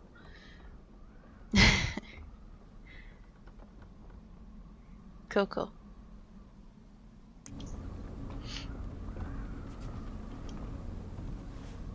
Yeah, what's under here? Is that a box under the barn? Yeah, what the hell? I think this is where the fire started. So he was trying to burn whatever's inside? We should check it out. I'm gonna need to remove a few more planks to get to it. Where could we possibly find a tool to do that? Huh. These planks look newer than the rest. That corner used to be all dirt for chickens. She was always saying how she was gonna make this place a real homestead. Little house on the tundra. I don't think there was any romantic advancements there. I kind of figured since he's sitting here, it's probably not a romantic advancement. It'd probably just be like, as you mentioned, a conversation about his uncle thing. He went looking under the rug? Yeah, whoever was here definitely was someone who would know Miriam, also was looking for something. He really turned this place upside down. This gas can was already here this morning. He didn't bring it with him.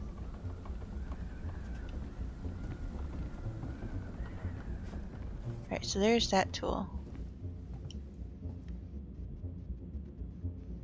Huh. Oh, is this one of the figures? At least you were spared.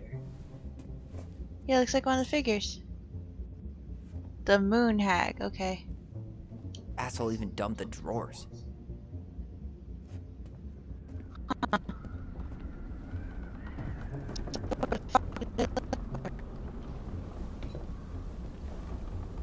Guess we know how he made the hole.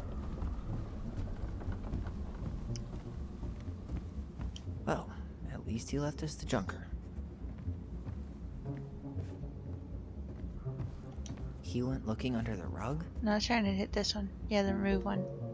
So I can figure out what the box is.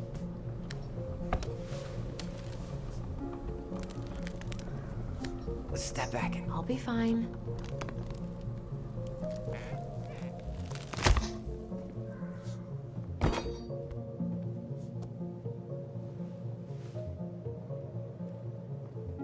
So it's in the box that they might have been after trying to get rid of. Well, I only know one person who'd bother to decorate a storage box like this. Marianne. Let's open it.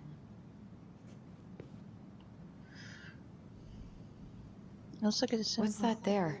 Some kind of carving. Not sure what it is, though. Yeah, Book of Goblins. I was thinking it'd be something inside of here.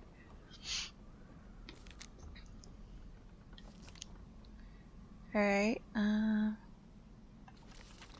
Wait.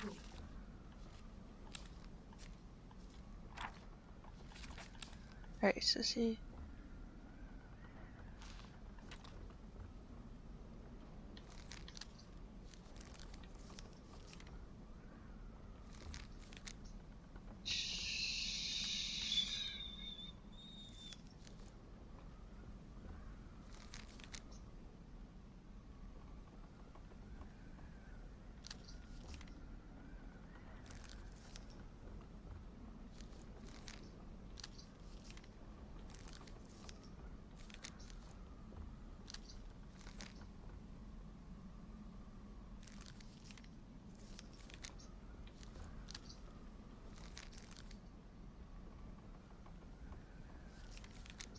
Finding anything?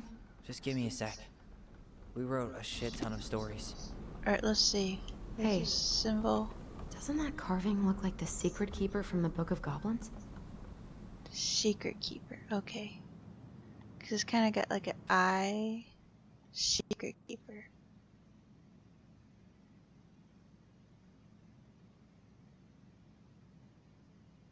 One of these stories she did say hey on.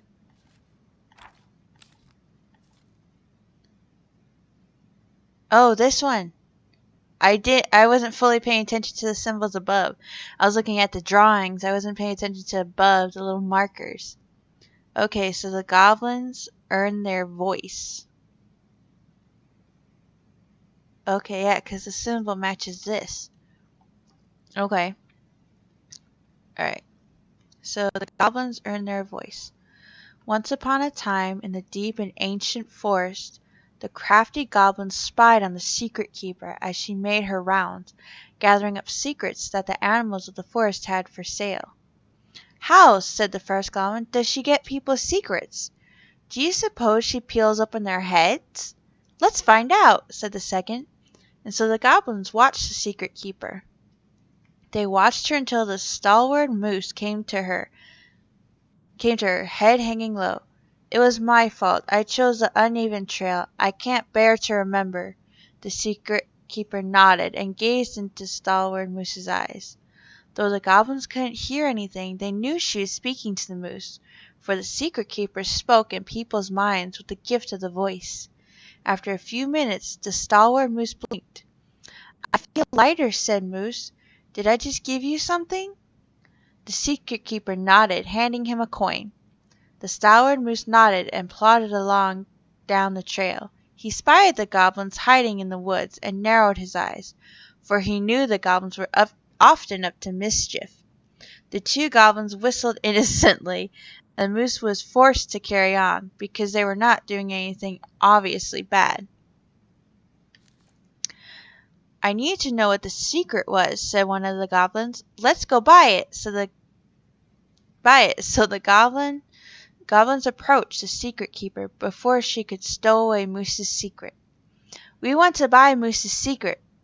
What do you have to trade? Asked the secret keeper, her voice filling their minds. The goblins produced a silver-handled hairbrush they had stolen from the princess, and the secret keeper nodded. And that is how the goblins came to know that Moose's mate had tumbled down a cliffside to her death. That Moose's mate had tumbled down a cliffside to her death. Holy shit. The secret keeper moved on. The first of the goblins said, I want to know more. So the goblins followed the secret keeper, hoping to find where she hid the secrets. They followed her to the peak of a nearby ridge and watched as she stowed the rest of the day's secrets high in a cloud. When she had gone, they climbed a high spruce tree that disappeared into the misty sky. They reached out and just managed to dip their hand into the clouds. Their heads were filled with memories, and they snatched their hands back out as if they had just thrust them in boiling water. Tears poured down their cheeks. That was how the secret keeper found them, crying in the tree. You stole my secrets, said the secret keeper. Give them back. The crafty goblins stopped crying because they saw an opportunity. What will you give us in exchange? They asked. I will give you back the silver-handled hairbrush, offered the secret keeper. For so many secrets? Ha! You'll have to offer more than that. What if, said the secret keeper, I shared the gift of voice? The crafty goblins grew excited. That will do! So the secret keeper shared the gift of voice with the goblins, and immediately they found that they could hear one another's thoughts and feel each other's feelings. The crafty goblins gave back the secrets they had taken and ran back to the big wooden house. There they found the princess preparing food. They tried to peer into her mind, but they found it was a blank. They tried to speak to her using only their own minds, but she could not hear them. It seemed the secret keeper was craftier than the crafty goblins, for she had only shared enough of her power to let the goblins use the gift of voice with each other and not with the whole of the forest.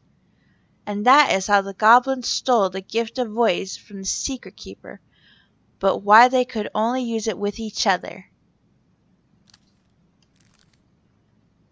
Huh. 3 digits. Any ideas? Marianne was never really a numbers kind of person. Okay. I think we just need to break the lock. There must be something in here we can use to get it open. And preferably without destroying the box.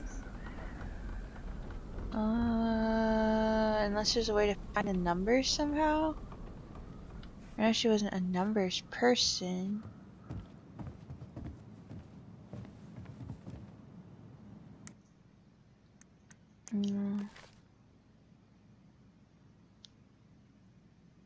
That's it. Look, it's the same symbol, the secret keeper. Well, let's see if we can find any numbers. Huh. Okay, so we just read it, so we don't have to read it again. It looks like there might be a 1 in the corner there. Maybe. It might be 1. I'm not entirely sure. But it looks like it's probably a 1 there. There's a 3 and a 0. Okay, so the 1 is for you guys. The 1 is on the right page at the bottom left corner. And then you go to the next page, and the 3 is at the bottom of the left page there. And the 0 is on the right page, right in the cloud there. So it's 130.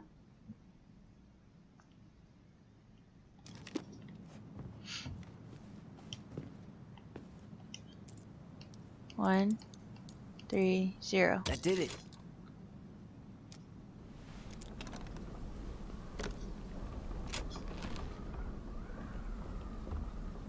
Ooh. I didn't see that in my game. Oh my fucking god. You didn't see the numbers, so I assume I will say, so I assume that means you broke the lock.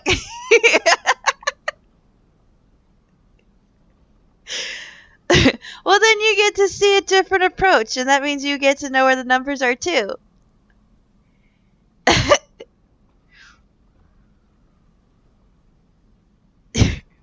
Well, because when they mentioned, I wandered around trying to find a spruce tree.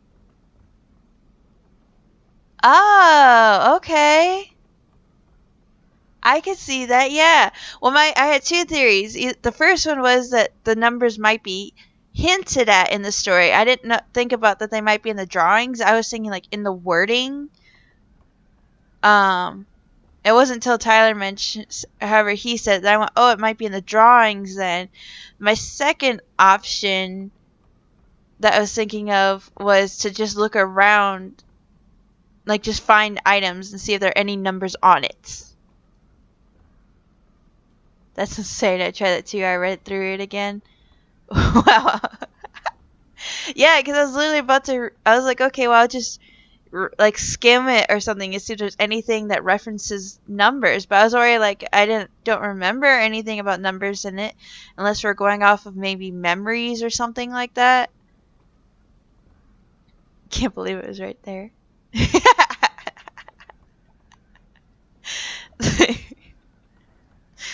Well, the one I wasn't even sure about at first because I saw it and I was like, that looks like a number, but at the same time I was like, but maybe that's just like a part of one of the tree drawings or something. It wasn't until I saw the 3 and the 0 that I went, okay, so that is a 1.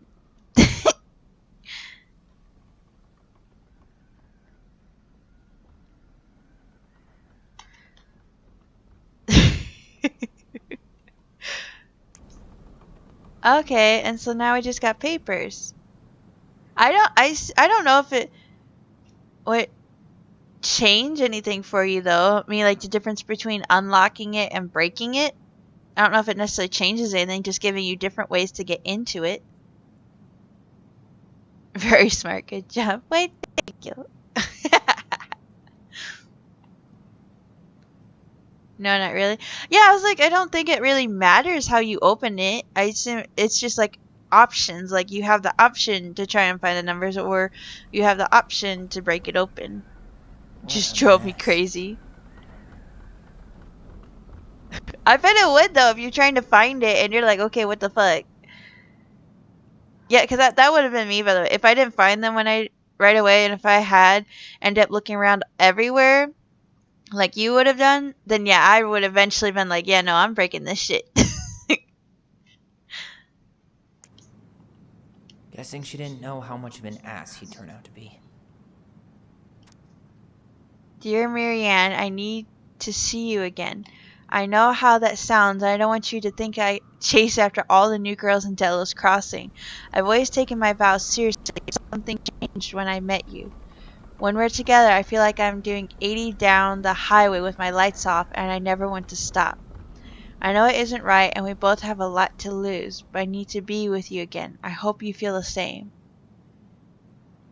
P.S. I bought you a little something for next time. I can't wait to see how it looks on you.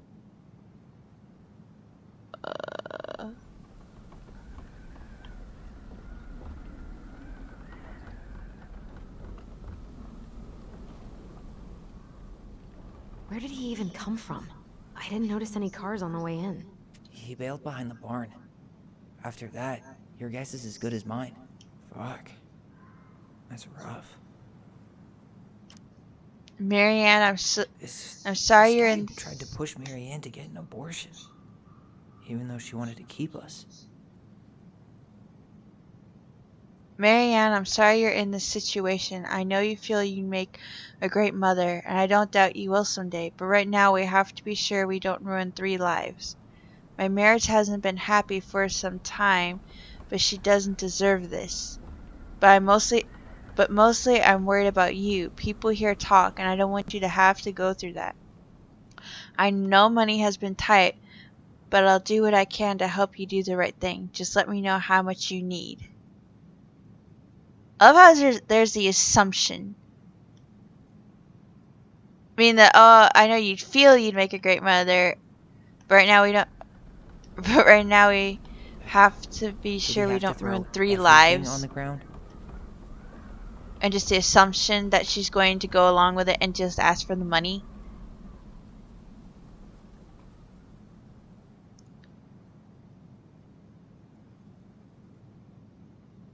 Okay, wait.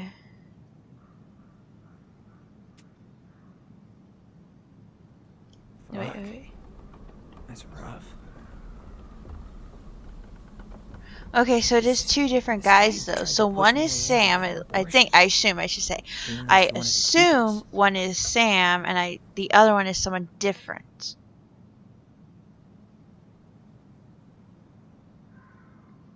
So I assume the note on the left is from Sam. And based upon what it says.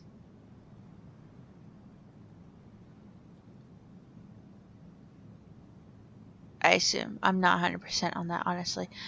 And the left one is different.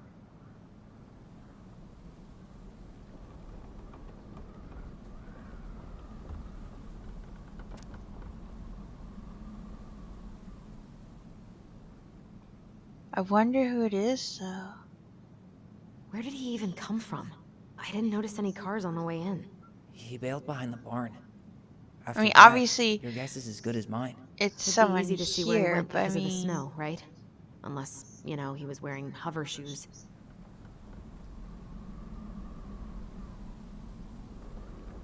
What?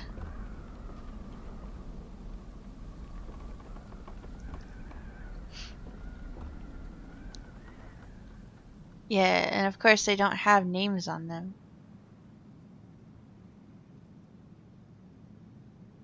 I mean, that part's pretty smart, not putting their name on it, because then they can't be like, oh yeah, I got this note from so-and-so. It's going to be more like, well, how can you prove it? I mean, you can if you have someone write, like, compare notes and stuff, but you have to actually do some work to prove it instead of, oh yeah, your name's on this letter. Guessing she didn't know how much of an ass he'd turn out to be. No way, okay. What?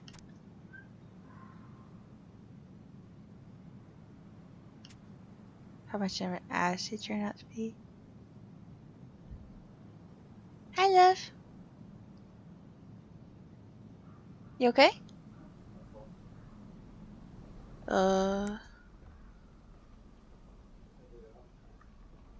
No, it shouldn't be. I thought it was in here somewhere.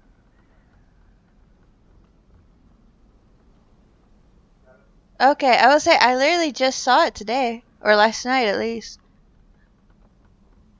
Okay.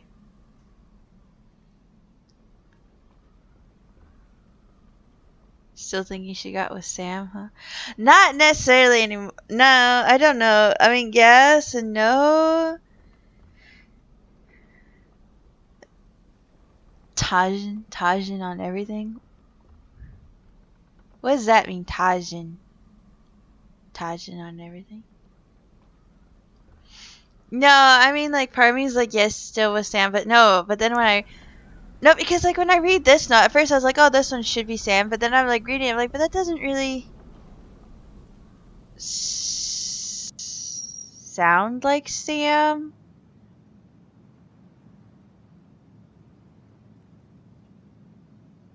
Doesn't look like he Yes took and anything. no.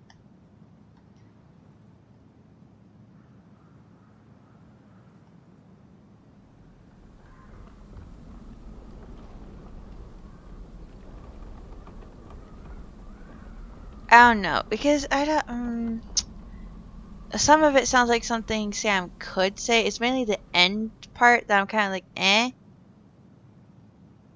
Like the PS and everything. But and when Tyler says about him being an ass, it's like, wait, okay, that's not Sam. It wouldn't be Sam about being the ass part.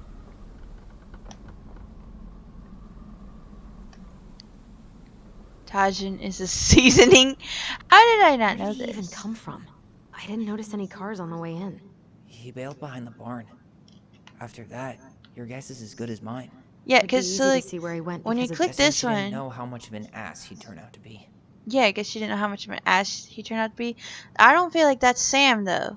The wording, I was like, okay, maybe that's Sam, but when he says that, it's like, I don't know if that would be Sam because he's not an ass. Fuck. That's rough. Yeah, and then this one about the abortion. This guy tried to push Mary Ann to get an abortion, even though she wanted to keep us.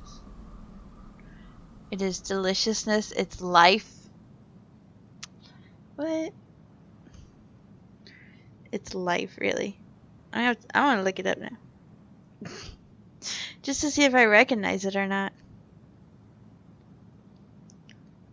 Tajin seasoning.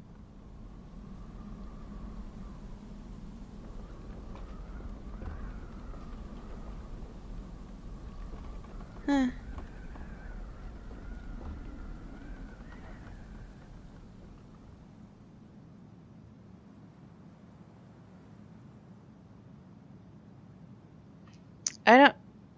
I don't know. I don't really recognize it, honestly.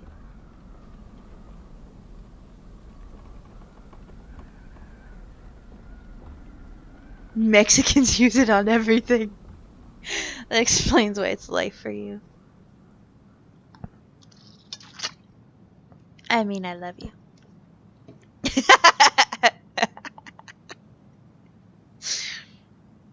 I believe it would be delicious, though. I should say the bottle doesn't look necessarily familiar, or not anything that I've seen at the store or that we have had, but there's some here you can try if you wanna. Okay, cool. If you hear people say tahine, that's what Where they're did he talking even about. come from? I didn't notice any cars on the way in. Tahine. He bailed behind the barn. Oh, okay. After that, your guess is as Tahine. good as mine. Should be easy to see where he went because of the snow, right? Unless, you know, he was wearing hover shoes. I'm sorry, the Browns.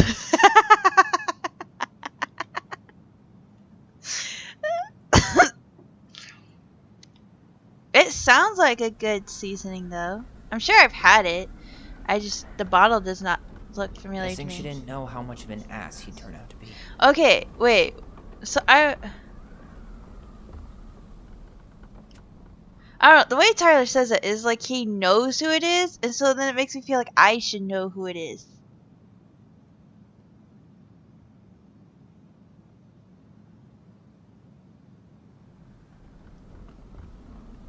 Knew you'd laugh. No, of course not. I would never laugh at anything like that. Ever. You don't know yet? Okay, then why does this sound like Tyler knows?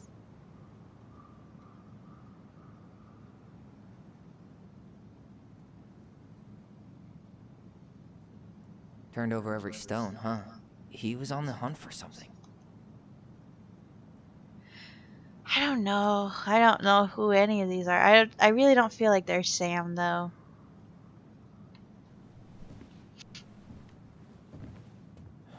That's everything. What the hell? So, Marianne hid a box under the barn. Box full of letters from our deadbeat dad.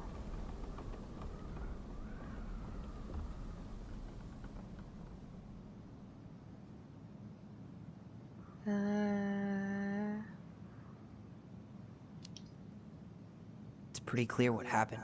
You thinking what I'm thinking? Yep. That guy had an affair with Mary Ann, and he just tried to torch the evidence. He must have heard we were clearing out the house. He was worried we'd find it. You know, I can't shake the feeling I've seen him here before.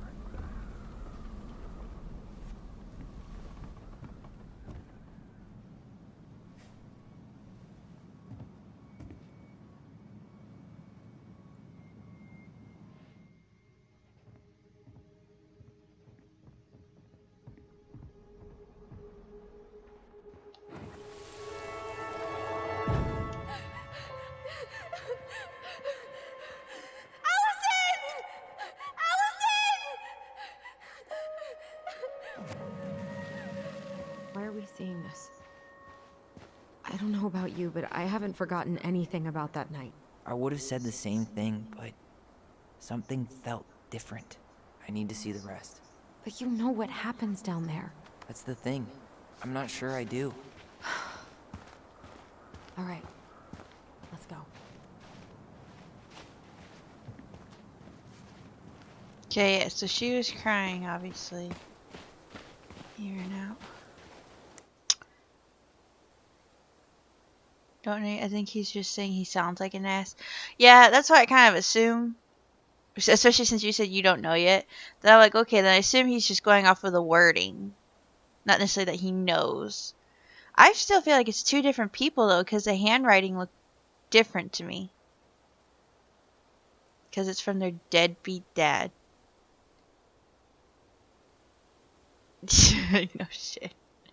Well, and I'm like, okay, but they both do not seem to be from the same person to me. It looks like one might be from, well, not might be, but one is from the dad, basically. And then one's from someone else to me.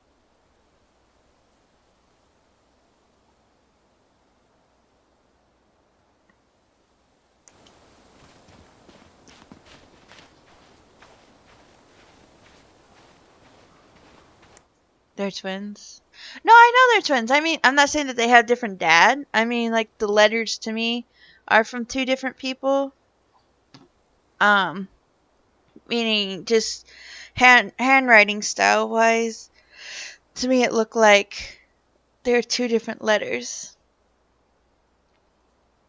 No. I wasn't said that they had two different dads. No, I know they're twins, so I know they have the same dad.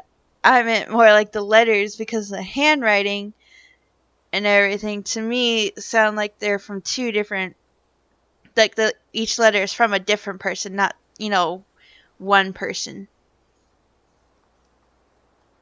That's what I meant. Some kind of work boot. Maybe fishing boots? Some kind of work boot, fishing boots.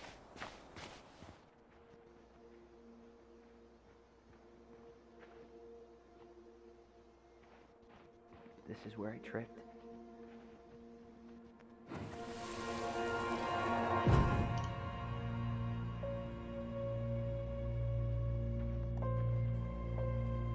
The Mad Hunter. Wait, there was someone here that night? In the woods? No. Yeah? It was just... I saw... Who the hell did I actually see? Damn. He ran straight for it. No stops, no turns. He was on a mission. Trail ends here. It looks like he jumped into the gully. He really didn't want us to figure out who he was. Well, he's been avoiding us for 20 years, so... Hey, are there footsteps on the other side? Yeah, that must be where he climbed out. Well, he's long gone. Oh shit. Well, yeah, because when they showed, was it? Yeah, when they showed Tyler's memory and he saw the Mad Hunter, I assumed it was someone as a child, like his brain as a child, put him as a Mad Hunter to protect him or something. That or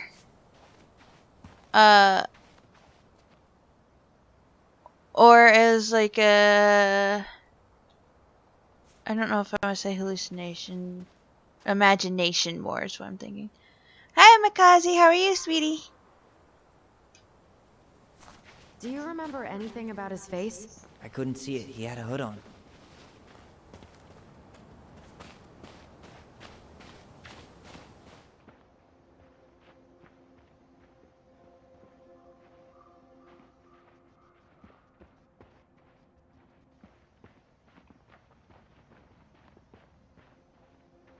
Right here, right here, right here.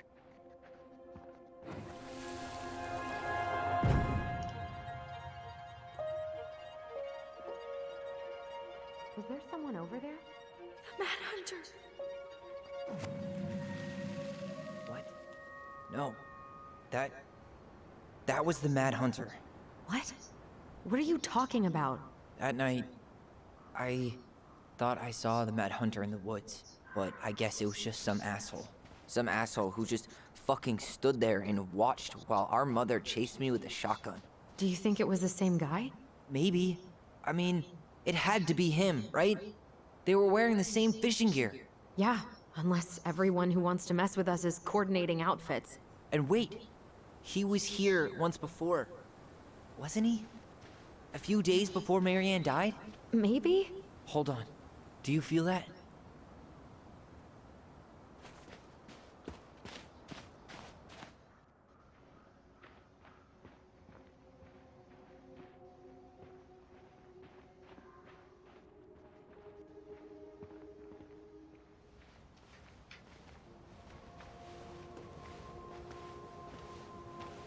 Tyler, not there. Our mother fought with someone on the dock about us. We need to know if it was the same guy. But what if it's not that memory? What if it's... I can't go through that again. We have to take that chance. But do we really? I mean, someone just tried to burn our barn down. Yeah, and that means we've got to be close to something. I'm not going on that dock.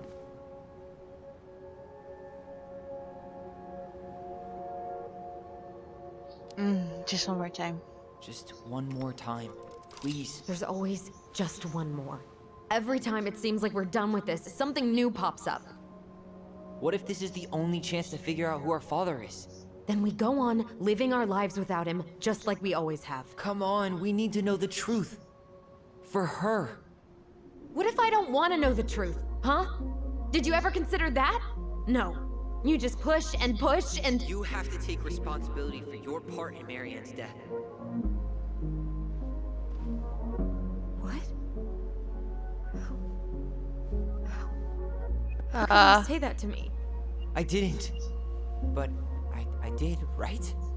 Earlier, to Eddie. But I swear I didn't just say that to you. So we can't even trust our own voices now? God, I don't know. Allison. I'll do it. Let's go. Interesting.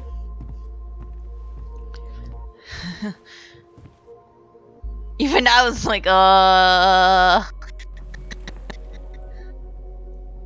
asshole.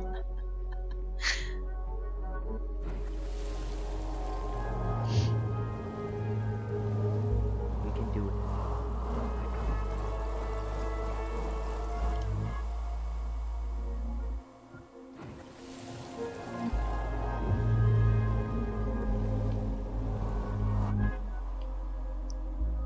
Okay.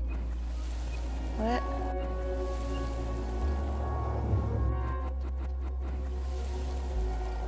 I'm missing something?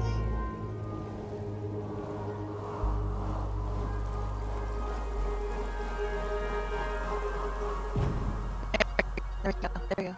I was like, why isn't it? Watch it! You're stepping on my foot! Can you hear what they're saying? Quiet! We don't want Mom to catch us out of bed.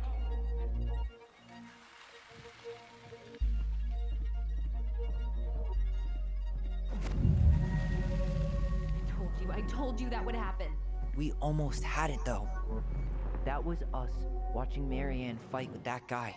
Try to focus on him, alright? Don't think about anything else. I'll try. He isn't.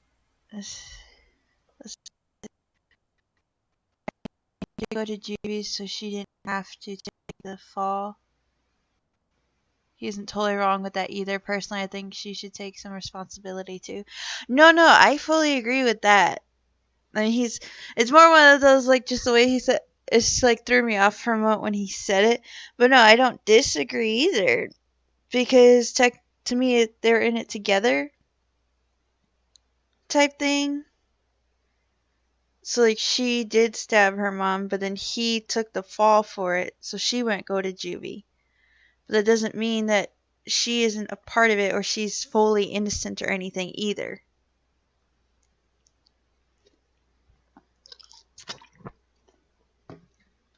So no, I fully agree with that. That she needs to take responsibility as well. If anything, so far I'm really on Tyler's side throughout the game, not really hers. Like some, yeah, but I'm more on his side so far about a lot of it.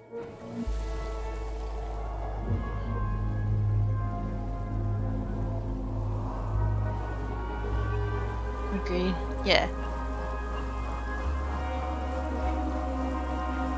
you're here to make sure I've been keeping my mouth shut? I don't owe you anything. You've been a little all over the place lately. All over the place? I've just been trying to survive. If you want to make sure I don't get desperate, you could help us out. Lend me some money. What happened? Why did it stop? I can't, Tyler. But we were so damn close.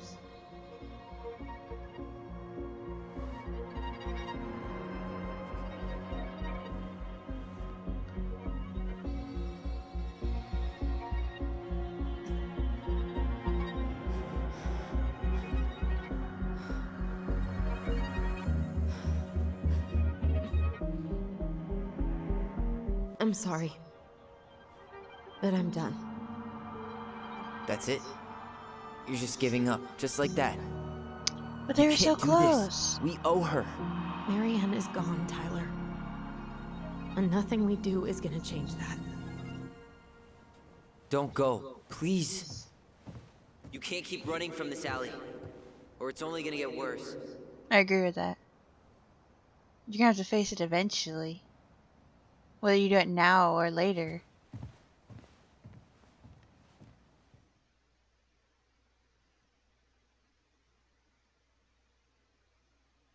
Aw, come on, but we literally almost had it.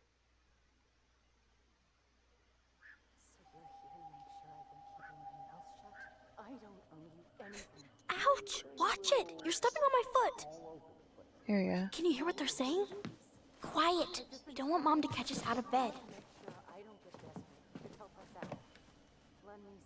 There's no money. I've never asked you for anything, but right now they need you.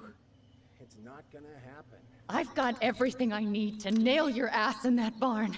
And just what do you think happens after that? What do you mean? Well, if those kids have a father, you really think there's a court out there that'll let you keep them? No! You have no claim to my children. Get the hell off my property, now! If you ever come back here, I'm going to kill you! Allison?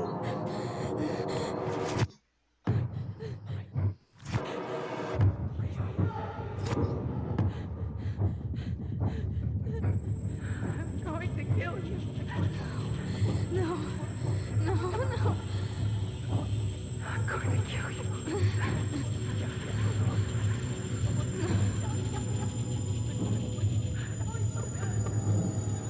I'm going to kill you.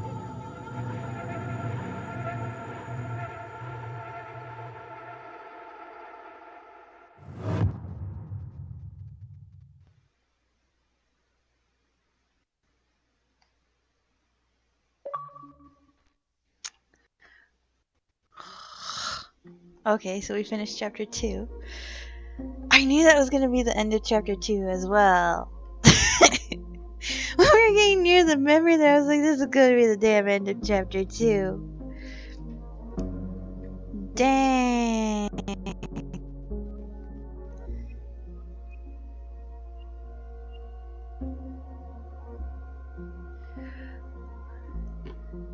Oh.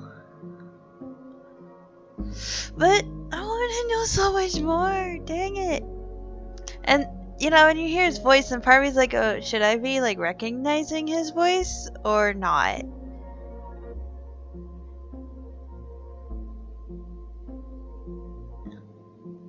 I feel like he's someone with power. I mean, the Mad Hunter, they do portray or talk about him even in the stories and stuff, I guess.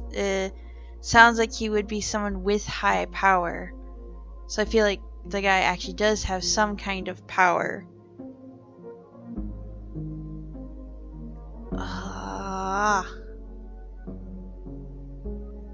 I am wondering though if some way the memories overlapped.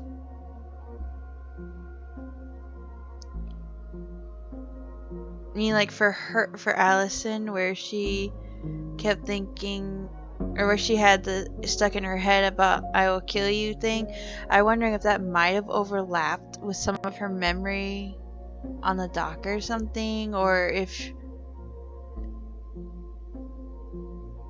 somehow that might have affected what she thought she heard her mom say with the shotgun and the kid or something. I don't know. Hey, he needs to get a haircut or wear a hat. His hair is fine. What are you talking about? Chapter 3 is crazy. Ooh, I like your thinking. Well, I assume chapter 3 is definitely going to be crazy because it's basically going to be what wraps everything together and what when they really start revealing everything.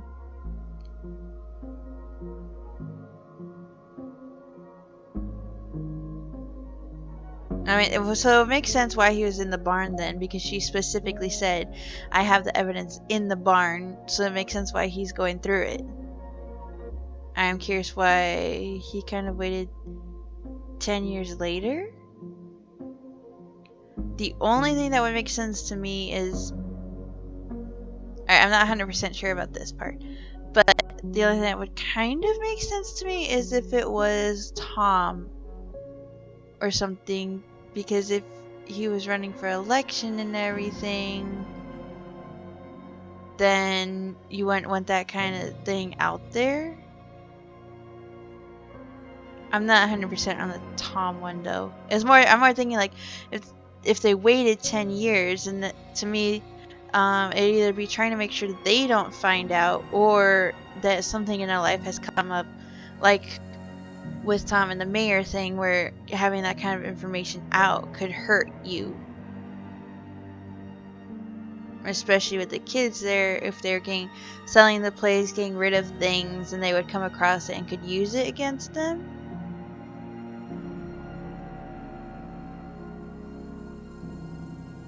You got some good theories. I like to theorize things. No matter how close or not they are, I just like to theorize everything, or think of all the different parts that could play into everything.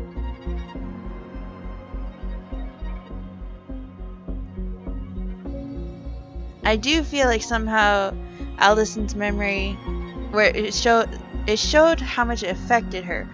I'm wondering how much that played a part into the night of what she thought she heard her mom say, or what she remembers her mom saying per se.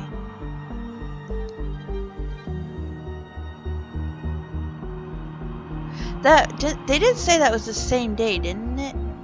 That was the same day as everything that happened. At least I thought they did.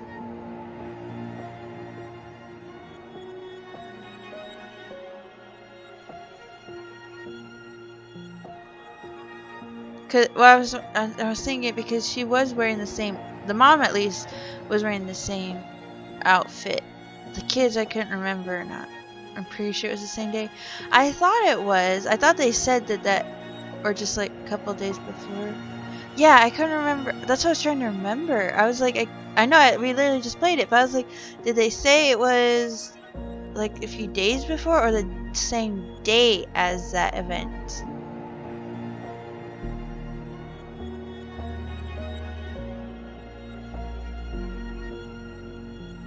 I mean, if it was a few days before, I feel like he did play a part into her, though. Meaning that night, that he played some part, especially mentally for her and everything, or if he had planned to come back, or she thought, or like where Tyler saw him that night, thinking that he was the Mad Hunter and everything, but if he saw him that night, then she was probably loading the shotgun to take care of him if he's on the property and everything, and then it just looked bad for Tyler. That's what I'm thinking. Because obviously, to me, she did not get upset. Take care of. That makes me think of the movie quote. The not take care of her, take care of her. You know, like the way you say it and everything. Dude, I have so many questions. Ah, damn it. Yeah.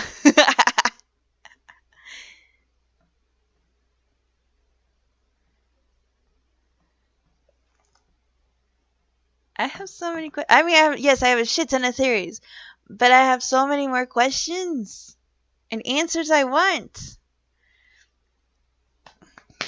Dang.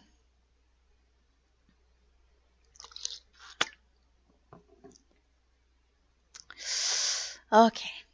Well, it is almost 7:20 here, and technically I said I was going to stop the stream like 20 minutes ago.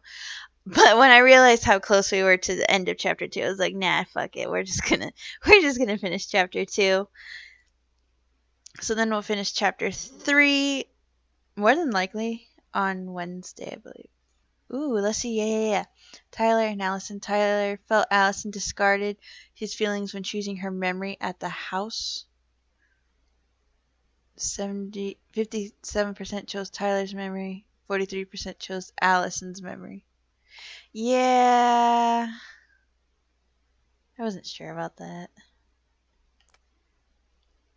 Tyler felt hurt about needing time when Allison refused the house showing.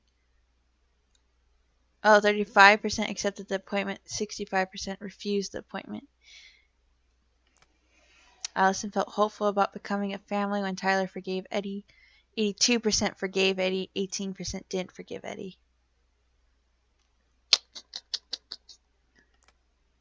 Eddie was touched by Tyler's forgiveness. 82% forgave Eddie. 18% didn't forgive Eddie. Ooh, Michael Avila. Michael was heartened by Tyler's compliment. 79% accepted Michael's compliment. Oh yeah. 21% turned down Michael. Why would you turn him down? Tessa felt rejected by the twins. Oh wow. 82% forgave Tessa. 18% didn't forgive Tessa. Okay, wow.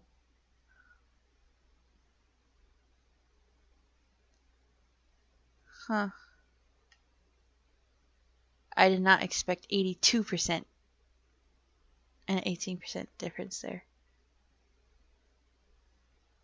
I forgave her. Okay. Okay. Yeah, so we chose different options for sure on that. I did not expect that much of a thing. Of course, like with Eddie, it's basically the same percentage. I just did not feel as surprised about that one, about forgiving Eddie, as I felt about Tessa for some reason. I feel more surprised by Tessa's percentage. Huh. I was hoping to get more info. Oh, okay. No, I can see that. Yeah, I can see that. Did you get more info? Or is it more like, oh, that's nice and bye? Lame, Tessa.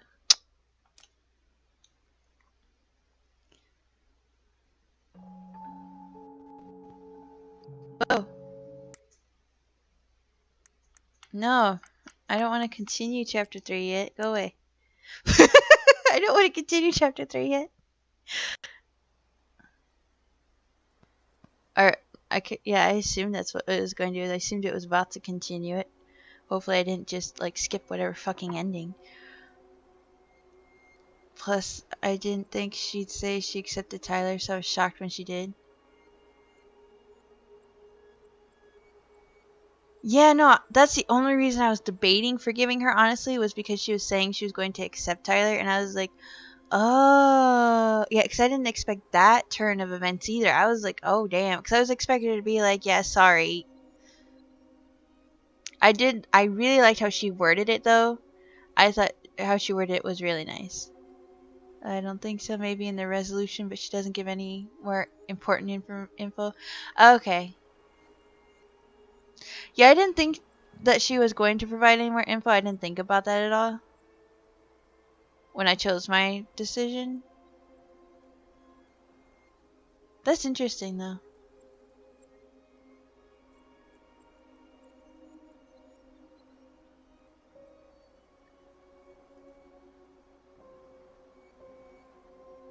Hopefully I didn't... She wrote me a letter at the end. Oh, that's about it. Yeah, so then maybe it'll, like, affect some of the ending then. Or, you know, basically the resolution with each character type thing.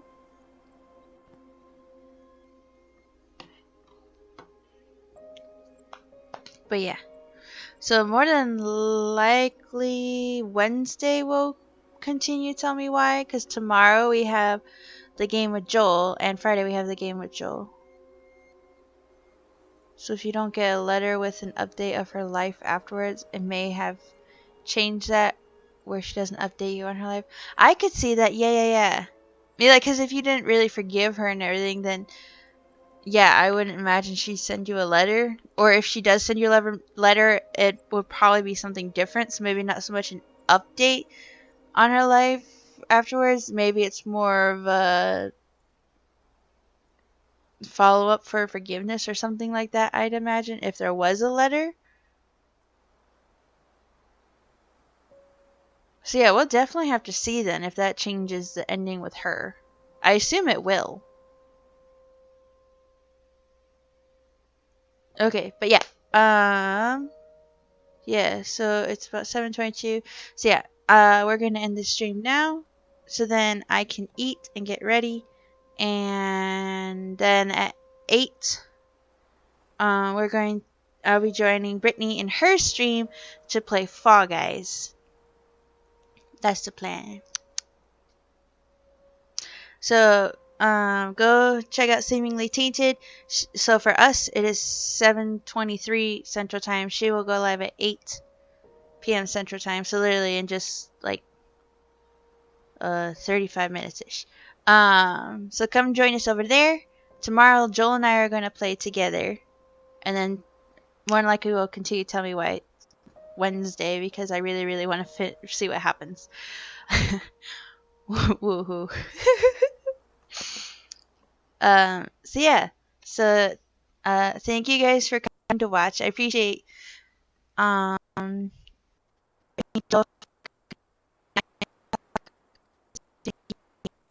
know what we playing. I don't know. That's why I'm not announcing anything in particular. That's not why I'm not saying, oh yeah, come join GTA or anything like that since we haven't chosen yet. I was going to leave it open-ended. Thank you, GG's for fun, for coming to say hi before bed too. I appreciate that, sweetie. So yeah, thank you all for watching, and I appreciate and love all my beautiful lurkers. If you... Let's see. Yeah. If you want to watch me play with Brittany, then go check out her channel. Otherwise, I will see you guys tomorrow. So, thank you guys, and I love you all very, very, very, very, very much.